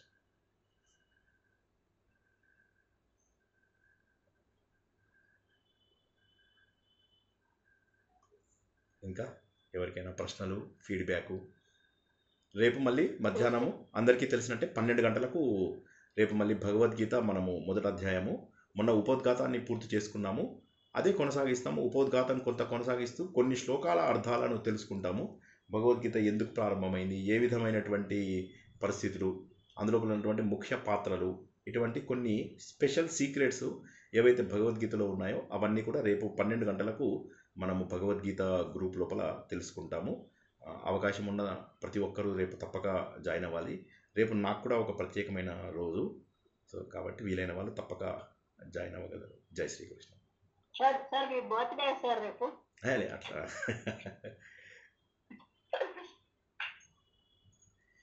నా బర్త్డే ఎప్పుడో చెప్తాను. చంద్రుడి పైన మనిషి కాలు పెట్టిన రోజు నా బర్త్డే. అదైనా 1 ఇయర్కి నేను పుట్టాను. చంద్రుడి పైన మొట్టమొదటిసారిగా మనిషి కాలు పెట్టిన తర్వాత సంవత్సరం అదే రోజు నాడు నేను పుట్టాను.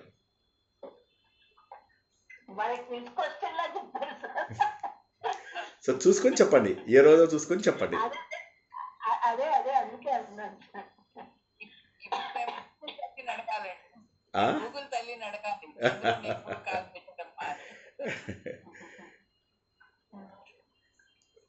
జై శ్రీకృష్ణ. సమాధానం చెప్పాలి గూగుల్ అమ్మ. తప్పక చూడండి. నాకు చిన్న డౌట్ చెప్పండి. రిగార్డింగ్ దిస్ ప్రతిష్ట, ఇది మనం విగ్రహాలది ప్రతిష్ఠిస్తుంటారు కదా. కరెక్ట్. అంటే అదొక పెద్ద ప్రాసెస్ లాగా చేస్తానే ఉన్నారు సార్ జనాలు. అంటే ఈ వీధికి గలీలో ఉన్నాయి అంటే గుళ్ళు, అంటే తెలిసి చేస్తున్నారో తెలియదు, తెలిసి చేస్తున్నారో తెలియదు. అంటే మనకు పురాతనంగా వచ్చినవన్నీ కూడా ఇప్పుడు అమ్మవారి గుళ్ళు కానీ ఏమైనా ఓల్డ్ టెంపుల్స్, ఏన్షియంట్ టెంపుల్స్ అన్ని డెఫినెట్లీ ఆ పవర్ వాటిలో ఉన్నది. చెప్పిన అన్ని క్వాలిటీస్ అన్ని అందులోని ఎగ్జిబిట్ అవుతుంటాయి. బట్ ఇంకా కూడా ఈ కొత్త వాటికి అంత స్థాయికి వెళ్ళాలంటే చాలా చాలా టైం పడుతుంది సార్. అంటే ఇప్పుడు ఏమవుతుందంటే యాక్చువల్గా కొత్త టెంపుల్స్ కట్టాల్సిన అవసరం ఉందా అంటే నేనైతే నాలాంటి వాళ్ళు లేదని చెప్తారు. అయితే ఇప్పుడు అక్కడ ప్రతిష్ఠించి ఒక పద్ధతి ప్రకారం చేసినట్లయితే తప్పులేదు. అంటే ఒక సరైనటువంటి పద్ధతి గనక ఉన్నట్లయితే అది తప్పు లేదు. అంటే ఇప్పుడు నేను ఇందాక చెప్పినట్టుగా పంచభూతాలు, ఓకే, పంచభూతాలు అంటే ఏంటి, మీరు నవధాన్యాలు నవరత్నాలు వేశారు, అంత తర్వాత మీరు పూజలు చేశారు, ఎన్నో రోజుల పాటు పూజలు చేసినటువంటివి, అంటే భూమితత్వం కాక మీరు మంత్రశక్తిని అందులో ట్రాన్స్ఫర్ చేశారు, జలశక్తిని అందులోపల ట్రాన్స్ఫర్ చేశారు, తర్వాత మీరు అందులోంచే ఆకాశతత్వాన్ని ట్రాన్స్ఫర్ చేశారు, హోమం చేసినటువంటి శక్తిని ట్రాన్స్ఫర్ చేశారు, తర్వాత ఆగమ నియమాల ప్రకారం విగ్రహాన్ని చెక్కారు, సరైనటువంటి ఏ విగ్రహానికి ఏ ముహూర్తం అనేది ఒకటి ఉంటుంది. ఆ ముహూర్తంలో కూడా ప్రతిష్ఠించారు. ప్రతిష్ఠించిన తర్వాత ప్రతి విగ్రహానికి కొన్ని ధర్మాలు ఉంటాయి. ఆ ధర్మాలన్నింటినీ మీరు ప్రతిరోజు చేస్తున్నారు. చేయడానికి ఆ పూజారులకి అన్ని నియమాలు తెలిసి ఉండాలి. తెలిసి చేసినప్పుడే ప్రతి విగ్రహానికి ఒక రకమైనటువంటి ఇవి ఉంటాయి. సో కాబట్టి ఆ నియమాలను సరిగా పాటించి దాని యొక్క విగ్రహం యొక్క పవిత్రత పాటించినట్లయితే తప్పులేదు.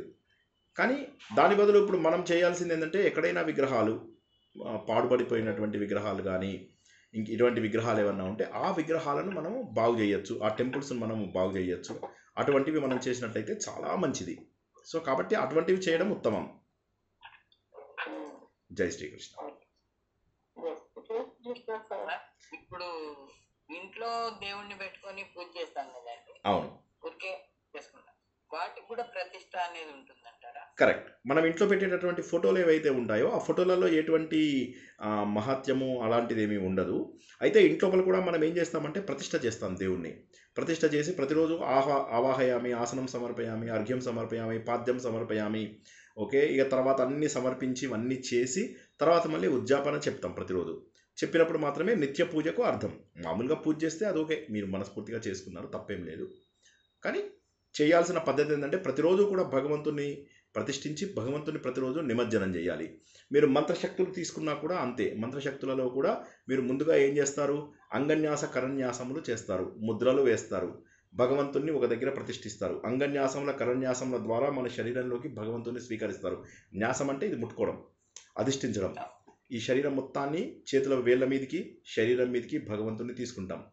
తీసుకుని శరీరం మొత్తంలో మనకు భగవంతుడు వచ్చిన తర్వాత అప్పుడు మనం ఏం చేస్తామంటే భగవంతుణ్ణి ప్రతిష్ఠించినట్టు మనలో ప్రతిష్ఠించి అక్కడ మనము ముద్రల సహాయంతో భగవంతుణ్ణి మనము పూజ చేయడం, మంత్రం చేయడం ప్రారంభిస్తాము. అప్పుడు మాత్రమే ఆ మంత్రానికి ఫలితం ఉంటుంది. ఇప్పుడు నాకెవరో ఓం నమో నారాయణ ఇచ్చారు, నేను ఎప్పుడు పడితే అప్పుడు చదివితే దానికి అర్థం ఉండదు. ఎందుకంటే దానికి ఒక నియమం ఉంటుంది, ప్రతి శబ్దానికి ఒక నియమం ఉంటుంది. అది కూడా అది వేద మంత్రములలో ప్రతిపాదించినది అయితే మాత్రమే. నేను మళ్ళీ చెప్తున్నాను, సంస్కృతము 3 రకాలుగా ఉంటుంది. ఒకటి వైదిక సంస్కృతం, రెండవది లౌకిక సంస్కృతం, మూడవది ప్రాకృత సంస్కృతం. ప్రాకృత సంస్కృతం అంటే డయలెక్ట్స్ ఆఫ్ సాంస్క్రిట్. అవి చాలా వచ్చాయి. శౌరసేని, మాగధి, అర్ధమాగధి, మహారాష్ట్రి, పాంచాలి, ఇలా చాలా రకాల ఇవి వచ్చాయన్నమాట. శూరసేని, ఇవన్నీ కూడా ప్రాకృతాలు అంటారు. ఇవన్నీ కాకుండా మొట్టమొదటి దైవ సంస్కృతం ఏదైతే ఉందో ఆ దైవ సంస్కృతంలో ఇచ్చినటువంటి మంత్రములను సరైన పద్ధతిలో ఆచరణ చేస్తే వాటికి ఉండేటటువంటి శక్తి ఉంటుంది. లేకపోతే వాటి నుంచి వచ్చే ప్రత్యేక శక్తులు మనకు వచ్చేవి రావు, అంతే. అందులో ఏం చెడేమీ లేదు. ఇంట్లో పటం పెట్టుకుని పూజ చేస్తే తప్పేముంది? ఇప్పుడు మా నాన్నగారికి నేను ప్రతిరోజు పటం పెట్టుకుని దండం పెట్టుకుంటా, తప్పేమీ లేదు.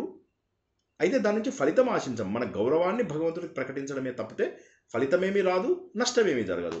కాకపోతే మీకు ఫలితం ఆశించి చేసేటట్టయితే మంత్రము కానీ నిత్య పూజలు కానీ భగవంతుని ప్రతిష్ఠించి చేయడం ఒక పద్ధతి. రెండోది ఇందాక చెప్పినట్టుగా మన శరీరంలోనే ఊహించుకుని అంగన్యాస కరన్యాసముల ద్వారా ప్రతిష్ఠింపజేసుకుని చేస్తాం అన్నమాట. జై శ్రీకృష్ణ. గురువుగారు పుట్టినరోజు 1970 జూలై 20. So perfect. సో ఇంకేమైనా ప్రశ్నలు? టైం జోన్ కూడా చెప్పారా ఏంటి? Time zone GMT US central కూడా చెప్పినట్టున్నారు అయితే. హైదరాబాద్లోనే నేను నాకు 2 అన్నయ్యలు అన్నమాట. మా అమ్మగారు ఏంటంటే ఆడపిల్ల పుడితే బాగుండు అని చెప్పేసి చాలా ప్రయత్నం చేసింది. ఆ రోజు లోపల చెప్పే కదా, మాకు అంత స్తోమత ఉండేది కాదు. కానీ ఆ రోజుల్లో ఇక్కడ ఆంధ్ర మహిళా సభ లోపల అందరూ ఆడపిల్లలు పుడుతున్నారని మా అమ్మకి ఎవరో చెప్పారనమాట. చెబితే అప్పుడు మా అమ్మగారు ఆంధ్ర మహిళా సభ అప్పుడు స్తోమత లేకపోయినా అందులో జాయిన్ చేయమని మా నాన్నకు గోల. 2 అబ్బాయిలు అయ్యారు, తర్వాత ఒక మగపిల్లాడు కావాలి అని చెప్పేసి, 2 అబ్బాయిలు అయ్యారు, ఒక ఆడపిల్ల కావాలి అని చెప్పేసి బాగా ఇది చేసి మొత్తం ఇది ఎలా అయిపోయింది. హాస్పిటల్లో జాయిన్ అయిన తర్వాత అందరికీ ఆడపిల్లలే పుట్టారు, మా అమ్మకు మాత్రము దర్జాగా నేను పుట్టేశారన్నమాట.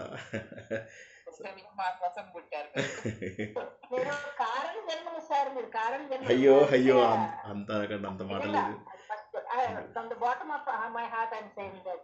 జై శ్రీకృష్ణ. మీ అభిమానం అందరి అభిమానం. మాకు జన్మ ధన్యమండి, నిజంగా చెప్తున్నాను. అసలు మీరు ఒంటరిగా ఉండండి అంటుంటే మీరు నాకు ఒకటి ఎక్స్పీరియన్స్ గా ఉన్న డెత్ సెరమనీకి వెళ్తే అక్కడ ఎంత ఎక్స్ప్లెయిన్ ఇట్ మాట, అంత బాధ అనిపించింది. వాళ్ళు అసలు అలా బిహేవ్ చేస్తే అసలు మీరు పెళ్లికే వెళ్ళొద్దు అన్నారు కానీ డెత్ సెరమనీ కూడా వెళ్ళకూడదు అన్నంత అక్కడ పూర్తి తమోగుణం, రజోగుణం కూడా కాదు. ఇంకా కేక్ కట్లు, బర్త్డే అసలు అంటే వేరే హౌస్ అనుకోండి కానీ బట్ చాలా టూ మచ్ అసలు. అయితే నాకైతే అసలు డెత్ సెరమనీ కూడా వెళ్ళొద్దు అనిపించేసింది. కరెక్ట్. అంటే భగవంతుడు చెప్పిన మాటలు ఏంటంటే ఇవన్నీ అనవసరం మనకు. అంటే ఏంటంటే ఇప్పుడు ఫర్ ఎగ్జాంపుల్ నేను పుట్టాను, 100 మందిని పిలిచి సెలబ్రేట్ చేయాల్సిన అవసరం లేదు. అదేవిధంగా ఒకడు పెళ్లి చేసుకున్నాడు, వేలాది మందిని పిలిచాడు, ఆ వచ్చిన వాళ్ళలో ఎవడు వీడిని ఇది చేయడు, వీడిని ఆశీర్వదించాడు, మనస్ఫూర్తిగా వస్తారు, తినేసి వెళ్ళిపోతారు. ఇలా ఏమైపోయినాయంటే ఇవన్నీ కూడా ఒకరికి షో ఆఫ్ చేసుకోవడానికి తప్పితే మనల్ని వృద్ధి చేసుకోవడానికి ఇవి మనకు పనికి రావడం లేదు. ఆచార వ్యవహారాలు ఇంతకుముందు చెప్పినట్టుగా ఈ భక్తి చుట్టూ కట్టినటువంటి కంచెలు ఏవైతే ఉన్నాయో ఈ కంచెలు ఆచార వ్యవహారాలు. కంచెని కాపాడుతూ మనము భక్తిని మర్చిపోతున్నాం. ఆ భక్తి అనేదే భగవంతుడు. అది మనకు ఒంటరిగా ఉండడంలో మాత్రమే తెలుస్తుంది. వీలైనంత తగ్గించడం, కోపం వచ్చి తగ్గించాల్సిన అవసరం లేదు, వీలైనంత ఆలోచిస్తూ తగ్గించడం. ఏముంది లేదు, ఇక్కడ వెళ్ళాల్సిన అవసరం ఏముంది. కొన్ని కనీసం అనవసరమైనవి కొన్ని తగ్గించుకోగలిగితే ఆ ఆనందం వేరుంటుంది. అర్థం చేసుకోండి, ఆ ఆనందం వేరుంటుంది. సమయం తక్కువ ఉంది, ఆ సమయం లోపల మనము ధ్యానం చేసుకోవాలి. ఈరోజు రాత్రి పడుకుంటే రేపు పొద్దుకుంటామో లేదో తెలియనటువంటి పరిస్థితి. అదొకటే గుర్తుంచుకోండి. ఎవరికి ఎంత వయసు ఉంది అనేది తెలియదు. జనాలు పుడుతున్నారు, చనిపోతున్నారు. వయసు ఉన్న వాళ్ళు, వయసు లేని వాళ్ళు, ఆకలి చావులు, రోగంతో వచ్చిన చావులు, పుట్టుకతోటే ఎన్నో వ్యాధులు ఉన్నటువంటి జనాలు, ప్రపంచమంతా కూడా దుఃఖభూయిష్టంగా ఉన్నప్పుడు కేవలము అవకాశము మనకు మాత్రం ఇచ్చాడు భగవంతుడు. కాబట్టి ఆ అవకాశాన్ని సద్వినియోగం చేసుకుని భగవంతుడి మార్గంలో వెళ్ళడమే నిజమైనటువంటి ఆనందానికి దారితీస్తుంది. అనుభవపూర్వకంగా చెబుతున్నాను, ఇన్నేళ్ళ సాధన ద్వారా చెబుతున్నాను. గుర్తుంచుకోండి, ఎవ్వరూ మనకు అవసరం లేదు, ఎవరి దగ్గర గుర్తింపు అవసరం లేదు, డబ్బు అవసరం లేదు, చెడు మనకేమీ అవసరం లేదు. మనని ఎవరు కలవకపోయినా సరే ఈ కలవడాలు, ఈ గుంపులు, ఇవన్నీ ఏంటంటే అలా అలవాటైపోయింది. అదొక తమస్సు. అది రాజసము, తమస్సు రెండు కలిపినటువంటి యాక్టివిటీస్ ఇవన్నీ. కూర్చోబెట్టి భజనలు కొట్టడము, చెక్క భజనలు, ఇవన్నీ ఏంటంటే అక్కడికి వచ్చే వాళ్ళలో భక్తి అనేది లోపించి నేను ఇంత బాగా చేశాను, మధ్యలో ఎవరికో ఫోన్ వస్తుంది, ఆ ఫోన్ తీసి మాట్లాడుతూ ఉంటాడు. ఇంక ఏం చెప్తామంటే ఎక్కడ ఎవరిని ఆపుతాం? మళ్ళీ ఛాలెంజ్లు, నేను 1000 మందితో చేస్తా, నేను 1,00,000 మందితో చేస్తా, నా టార్గెట్ ఏంటో తెలుసా, ఇలా చెప్తూ ఉంటారు జనాలు. ఏమంటాం? వీళ్ళని ఏం చేద్దాం? ఏం చేయలేం. మనము మన సాధన చేసుకుని కూర్చోవాలి అంతే. ఎందుకంటే వాళ్ళతో వెళ్ళామంటే మళ్ళీ వెళ్ళిపోతాం. ఒకసారి తప్పు దారిలో వెళ్ళామంటే ఆ మార్గంలోంచి వెనక్కి రాలేము. కొంతమంది నాతోని మొదట్లోపల ప్రయత్నం చేసిన వాళ్ళు కొంతమంది ఉన్నారు. పేర్లు నేను చెప్పడం లేదు ఇక్కడ. ప్రయత్నం చేసి వాళ్ళకి అర్థమైంది, ఇప్పుడు నేను చెప్తున్న దారి కరెక్టు అన్నది అర్థమైంది. కానీ అందులోంచి బయటపడలేకపోయారు. ఎంత చెప్పినా కూడా బయటపడలేకపోయారు. నేను చెప్పింది కరెక్ట్ అని ఒప్పుకోవాలని ఉంది, అక్కడ సమాజంలో తప్పని తెలుస్తుంది. కానీ నేను వాళ్ళ ఇంటికి వెళ్ళకపోతే వాళ్ళు మా ఇంటికి రారు. నా పిల్లల్ని సరిగ్గా చూసుకోకపోతే రేపు నాకేమన్నా అయితే నా పిల్లలు చూడరు. నాకు మనవడు పుట్టాడు, నా మనవరాలను ఎలా చూసుకోకుండా ఉంటాను? నా కొడుకు కోడలు ఆరోగ్య ఇలాంటివి ఎన్ని ఇన్సిడెంట్స్ చెప్పమంటారు? మన స్టూడెంట్స్లోనే ఎంతమంది ఇంకా కూడా, అంటే నేను తప్పని అనడం లేదు, తెలిసి కూడా కొంతమంది బయటికి రాలేకపోతున్నారు అని బాధపడుతున్నాను అంతే. తప్పేమీ లేదు. ఎందుకంటే అసలు ఈ మార్గంలోకి రావడమే మీరు గొప్ప, ఈ మార్గంలోకి రావడమే మనందరము గొప్ప. వచ్చిన తర్వాత తెలిసి మారలేకపోతున్నాము, అది బాధ అంతే. ఎవరు అడిగారు ప్రశ్న? సారీ. అదే సార్, అంటే నేను అన్నది అకేషన్ అంటే డెత్ సెరమనీ అండి. వెళ్ళొచ్చు తప్పేమి లేదు. అరేంజ్ చేస్తున్నారు వాళ్ళు, అసలు మామూలుగా లేదు. ఆ ఫోటోలు అంటే శ్మశాన వైరాగ్యం కూడా లేదు. అంటే అంటారు కదా 10 రోజులు, ఎంత దారుణం అంటే అసలు వెళ్ళకన్నా ఇంట్లో కూర్చుని నారాయణ అనుకున్నా సరిపోయేది. ఎంత తమోగుణమే, ఇంకా రజస్సు కూడా లేదు అక్కడ. రజస్సు కూడా నేను అనలేను. దురదృష్టం. అటువంటి సంఘటన వినడమే బాధేస్తుంది. డైవర్ట్ అయిపోయి పైగా ఇది నేనేదో వినడానికి ట్రై చేస్తే కూడా నువ్వు మత ప్రచారం చేస్తున్నావా అనే క్వశ్చన్ అండి. నాకు ఇంక చిరాకు అనిపిస్తే నువ్వు మత ప్రచారం చేస్తున్నావు అని అడుగుతున్నాను ఒక పెద్ద మనిషి. Above 55 years. అదే అంటే ఇక్కడ ఏంటంటే అందుకే ప్రపంచంలో ఎవరూ లేరు. మనము భార్య, భర్త, పిల్లలు ఇవన్నీ కూడా ధర్మేచ, అర్థేచ, కామేచ, మోక్షేచ కాదు. ధర్మేచ, అర్థేచ, కామేచ నాతిచరామి. మోక్షానికి నేను ఒంటరినే. ఒక్కరోజు నేను చెప్తున్నాను, అన్నీ వదిలేసి ఒక సోఫాలో కూర్చోండి, ఒక దర్భాసనం వేసుకొని కూర్చోండి, అన్నం తినద్దు, నీళ్లు తినద్దు, ఏమీ లేదు. ఇవాళ నేను గట్టిగా నియమం పెట్టుకున్నాను అనుకోండి, పెట్టుకున్నామని ఎందుకు అన్నం తినద్దు అంటున్నానంటే అదేది నియమం కాదు యాక్చువల్గా, అక్కడి నుంచి కదలకుండా ఉండాలని. అలా ఉండండి, ధ్యానంలో ఉండండి ఒక రోజంతా. మనసు బయటికి పోతుంది, పోనీయకుండా జాగ్రత్త పడండి. అలా కూర్చోండి, ఒక రోజంతా కూర్చోండి. ఎంత కష్టమైనా సరే, కాళ్ళు నొప్పులు పెడితే ఆ నొప్పిని మర్చిపోండి. కొద్దిసేపటికి మీకు అర్థమవుతుంది అనమాట ఏం మాట్లాడుతున్నానో. ఏ అనిర్వచనీయమైనటువంటి ఆనందం మనం పొందుతామో, ఎప్పుడు మనం పొందలేనటువంటి ఆనందం. ఎందుకంటే గత వారం మనం తెలుసుకున్నాం ఏమని, దుఃఖం అనేది బయట స్వరూపం, మన స్వరూపం కాదు. మనలో ఉన్నదేది మనను బాధ పెట్టదు. దీనికి మనం ఏమనుకున్నాం, ఒక పాము ఉదాహరణ తీసుకుని, పాములో ఉన్న విషం పామును బాధ పెట్టదు, నాలో గట్టిగా ఉన్నటువంటి పన్ను నన్ను బాధ పెట్టదు. అదేవిధంగా నన్ను దుఃఖం బాధ పెడుతోంది అంటే ఏంటి, దుఃఖం నాలో భాగం కాదు, అది నాలో భాగమై ఉంటే నన్ను బాధ పెట్టేది కాదు. కాబట్టి నాలో భాగం కాని దుఃఖాన్ని నేను నాకు తీసుకుని బాధపడుతున్నాను. కాబట్టి దుఃఖం అనేది మన భాగం కాదు. రేపు మనం భగవద్గీతలో తెలుసుకునేది దీని కంటిన్యూటీనే, దుఃఖంలోంచి బయటపడాలి. ఎందుకంటే దుఃఖము మన స్వరూపం కాదు, ఆనందము మన స్వరూపము. ఇది అసలు సత్యం. ఈ సత్యాన్ని మర్చిపోకుండా గొడవలు, ముందు డ్రెస్సులు, రంగులు, చీరలు, పూజలు, పునస్కారాలు, గోలలు, గుంపులు మానేయండి. భగవంతుడు నేను చెప్పింది అవునా కదా ఒకసారి చూడండి. ఇవాళ 156వ శ్లోకం లోపల నేను చెప్పింది ఉన్నదా లేదా చూడండి. భగవద్గీతలో 13వ అధ్యాయంలో నేను చెప్పింది ఉన్నదా లేదా చూడండి. ఏకాంతం ఉండమని భగవంతుడు ఎన్నిసార్లు చెప్పాడు భగవంతులో. సంఘ వివర్జిత అని 11వ అధ్యాయంలో చెప్పాడు. తర్వాత ఎన్ని అధ్యాయాలలో చెప్పాడు. ఏకాంత జీవనం అది చాలా ముఖ్యం. జై శ్రీకృష్ణ. ఇంకెవరికైనా ప్రశ్న ఉంటే డౌట్ సార్. చెప్పండి. కృష్ణుడు అంటే అందరికి చాలా ప్రీతి, ప్రేమ, శ్రీకారం ఇవన్నీ ఉంటాయి అందులోనే, అంటే ఒక ఆనందం అని. ఇస్కాన్ లోని బృందావనంలో అది కూడా అంటే అంత ఇన్వాల్వ్స్ అయిపోయి వాళ్ళు అది భక్తికి అదొక యాంగిల్ అంటారా, the way they express their love or their devotion towards lord Krishna. ఆ డాన్స్ లని అది మనకు కూడా ఆ టైం కనిపిస్తుంది, మనం కూడా చేస్తే బాగుండేది అని ఆటోమేటిక్ గా ఆ ఫీల్ వస్తుంది. అవును. ఇస్కాను స్పిరిచువాలిటీయా లేదంటే it is a type of ఆరాధన అంటారా? అదే కరెక్ట్. ఇస్కాన్ లోపల ఇస్కాన్ వాళ్ళ లోపల తప్పు చెప్పేది కాదు. వారి మార్గము విశిష్టాద్వైతం. విశిష్టాద్వైతంలో నేను వేరు, భగవంతుడు వేరు. ఆ భగవంతుడు కేవలం కృష్ణుడే. మీరు శివుడు అన్నాడు అనుకోండి, శివుడు లోయర్ దాన్ కృష్ణుడు అంటారు. గణేష్ అంటే గణేష్ లోయర్ దాన్ కృష్ణుడు అంటారు. వాళ్ళకి ఏంటంటే వేరే దేవుడిని వాళ్ళు యాక్సెప్ట్ చేయరు. ఇప్పుడు వాళ్ళు ఏమంటారంటే కృష్ణుని పూజించు, ఇంకా అన్నీ వద్దంటారు. వాళ్ళు సంధ్యావందనం లాంటి నిత్య కర్మలు కూడా వద్దని చెప్తారు. ఏవైతే నిత్య కర్మలు మనం బాధ్యతగా చేస్తామో అవి కూడా వద్దంటారు. కాబట్టి అక్కడ ఏమవుతుందంటే వాళ్ళు చెప్పేది, మీరు ఇప్పుడు అక్కడికి వెళ్తే మీరు వెళ్ళే పూజలు, వాళ్ళు చేసేవి అన్నీ సిన్సియర్గా చేస్తారు. బట్ డిఫరెన్స్ ఎక్కడ వస్తుందంటే ఇస్కాన్ లోపల ఇప్పుడు ఒక నియమం అంటూ ఉండదు. ఫర్ ఎగ్జాంపుల్ ఇప్పుడు నేను వెళ్ళి, ఫర్ ఎగ్జాంపుల్ నేనంటే ఒక 20 ఏళ్ళ కింద నేను అనుకోండి, ఓకే, నేను ఇప్పుడు నాకు 53, రేపటికి 54 అనుకోండి. పని నేను వెళ్ళేసి ఒక 20 ఏళ్ళ కింద అంటే వెన్ ఐ వాజ్ 34, అప్పుడు నేను ఇస్కాన్కి వెళ్ళి నేను సన్యాసిని అవ్వాలనుకుంటున్నాను అని అడిగాను అనుకోండి.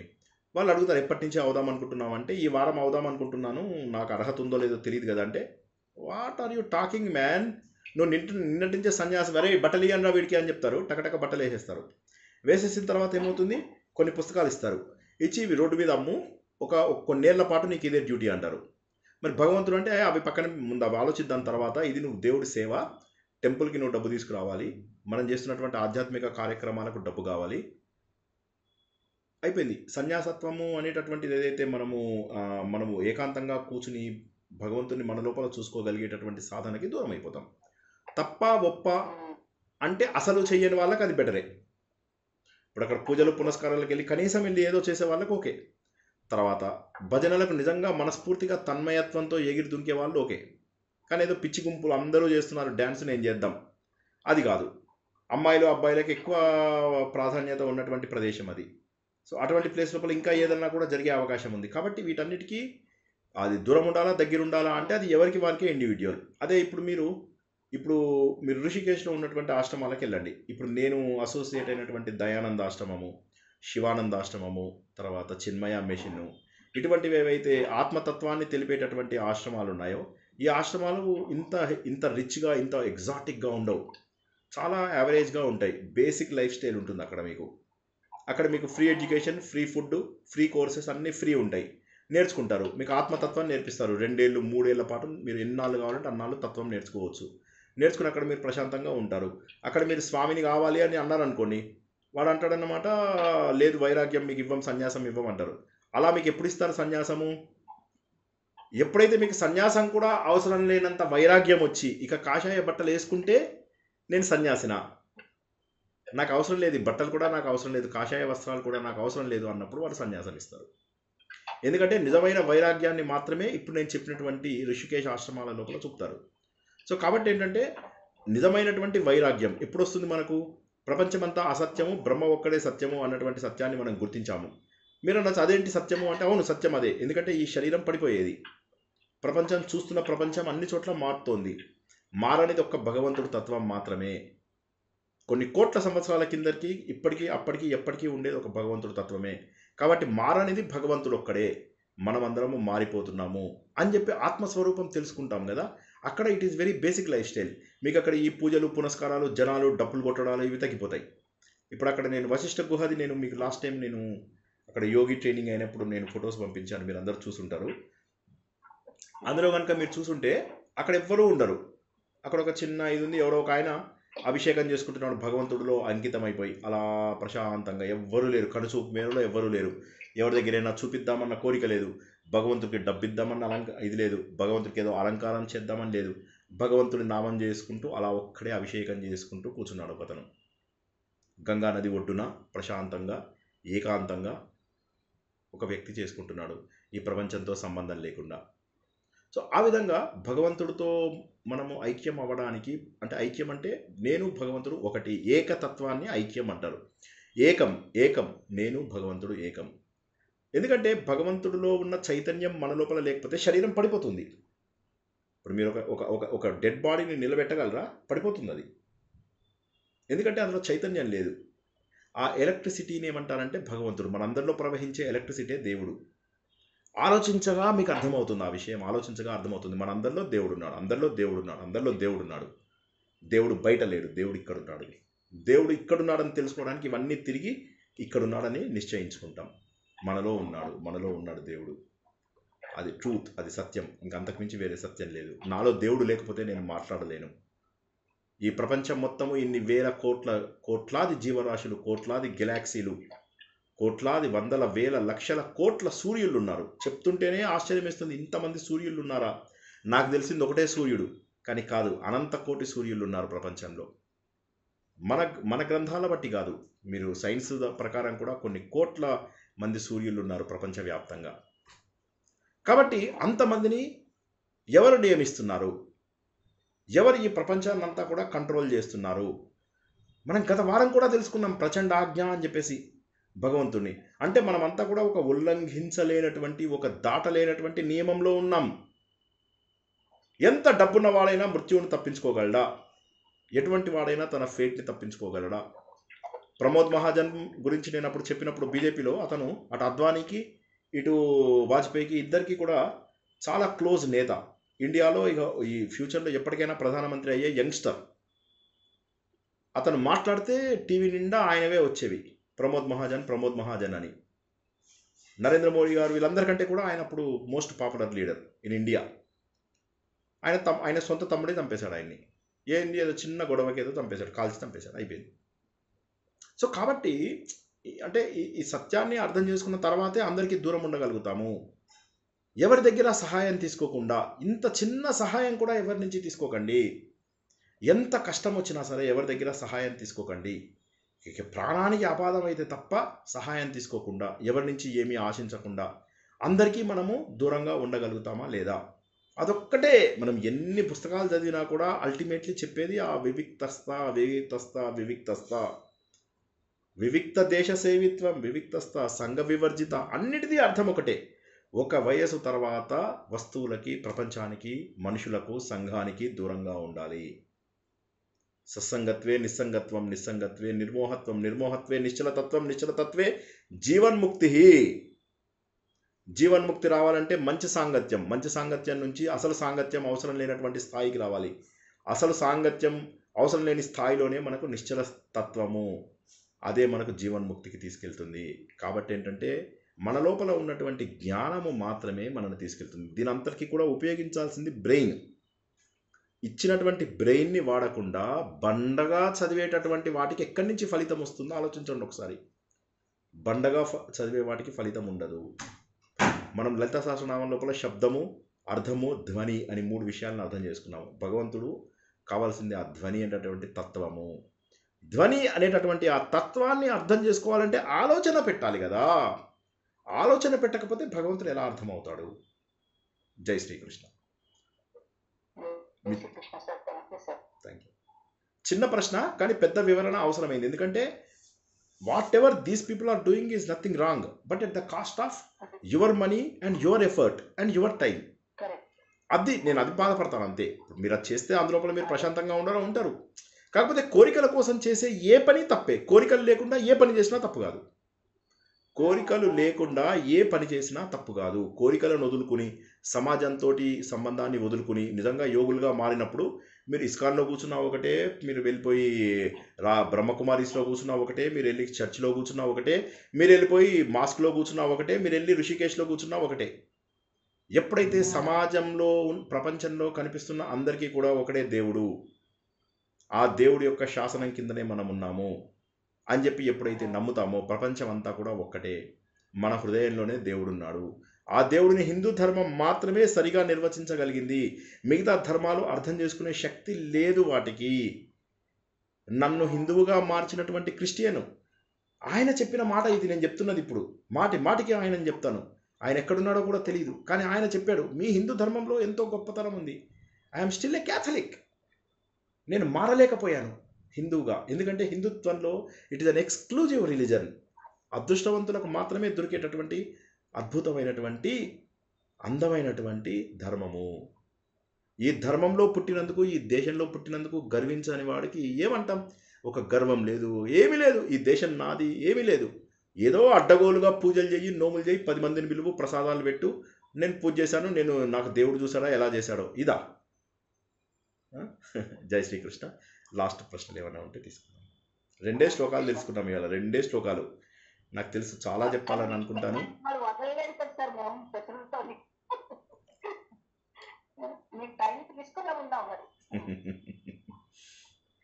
జై శ్రీకృష్ణ.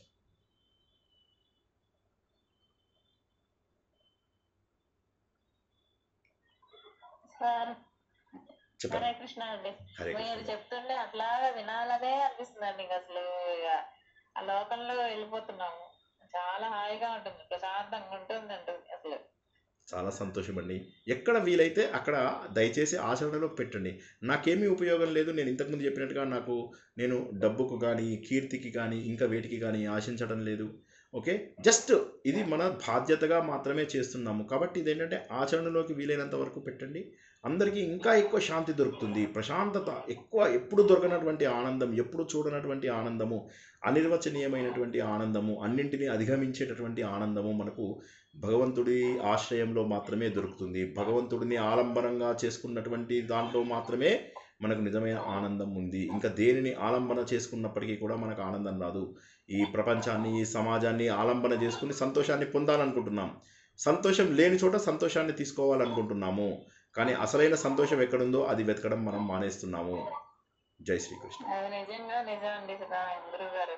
మీతో అట్లాగా అది వింటూ ఉంటే హాయిగా అసలు మైండ్ లో ఉన్న ఆలోచనలన్నీ పోతున్నాయి. అమ్మయ్యా అనుకుంటాను. మీ అన్ని బ్రెయిన్ లో ఉన్న చెత్త చెదారం అంతా వెళ్ళిపోతుంది.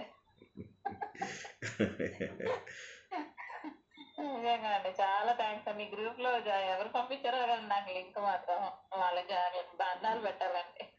జై శ్రీకృష్ణ. వాళ్ళ కాళ్ళకి మొక్కాలి. జై శ్రీకృష్ణ. మిమ్మల్ని కలిసి అదృష్టం దొరికింది.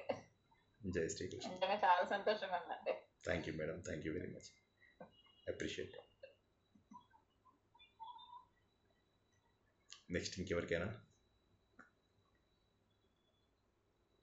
చక్కటివి 2 శ్లోకాలు, అద్భుతమైనటువంటి అర్థం ఉన్నటువంటి 2 శ్లోకాలను తెలుసుకున్నాం.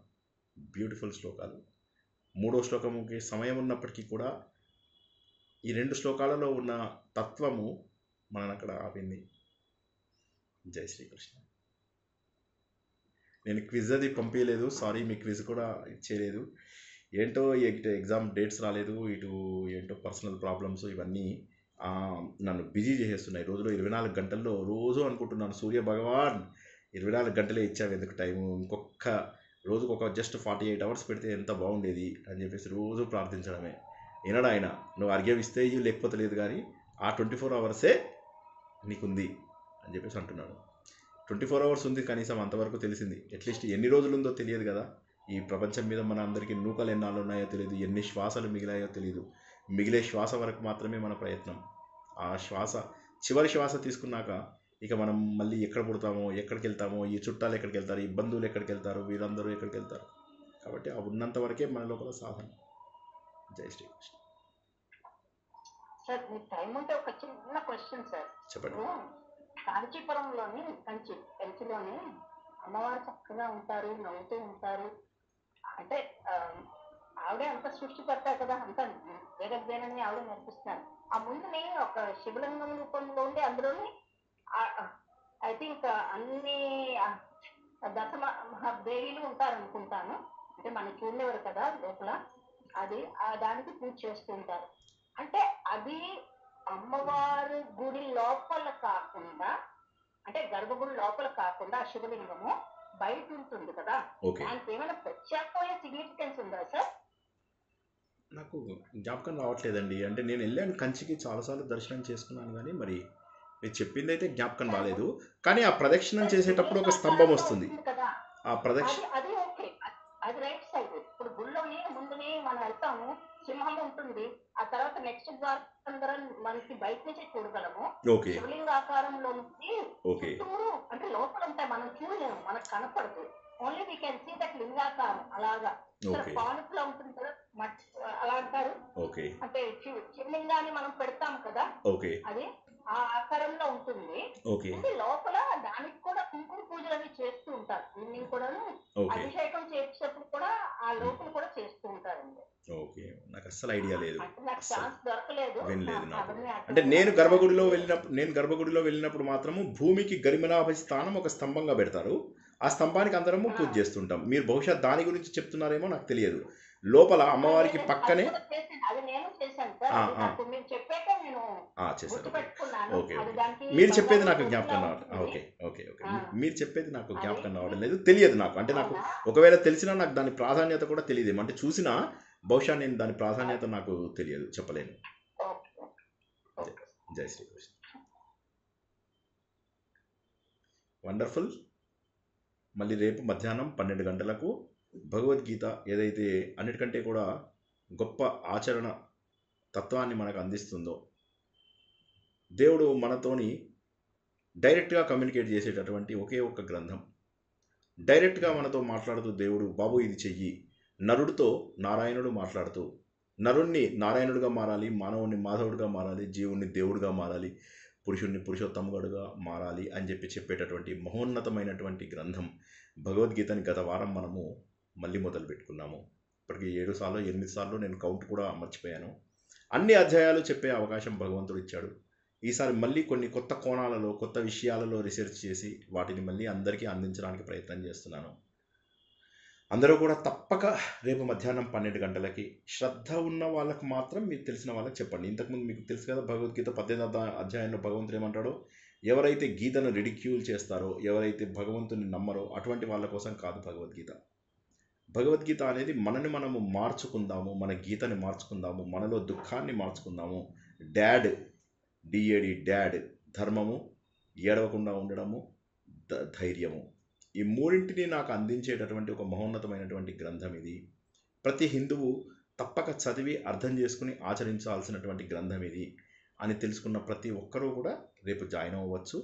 మరోసారి మీ శ్రద్ధాసక్తులకు కృతజ్ఞతలు తెలియజేస్తూ ఈరోజు ప్రవచనాన్ని ముగిస్తున్నాను. భగవంతుడి యొక్క తత్వాన్ని మనం గుర్తించాలని, ఆ గుర్తించడానికి కావలసిన సాధన చేయాలని, అనవసరమైన విషయాలకి మనం ప్రపంచంలో దూరంగా ఉంటామని, ఆ దూరంగా ఉండే శక్తిని కూడా భగవంతుడే మనకు ప్రసాదించాలని, పరిణతి అనేది మనకు క్రమ పద్ధతిలో వస్తుందని, ఆ పరిణతి వస్తున్న సమయంలో మనము తప్పుదారులలో వెళ్ళకూడదని, చెడు మాటలు వినకూడదని, చెడు వినవద్దు, చెడు అనవద్దు, చెడు కనవద్దు, చెడు మాట్లాడవద్దు, ఇవన్నీ ఏవైతే చెప్తారో అవన్నీ పాటిస్తూ నిజమైనటువంటి పరిణతిని సాధిస్తాము. అదే నిజమైనటువంటి కైవల్యము, కేవలతత్వము. కైవల్యం అంటే కేవలతత్వం అని, ఐక్యము అంటే ఏకత్వం అని, భగవంతుడితో ఉన్న ఏకత్వం అని తెలుసుకున్నాం.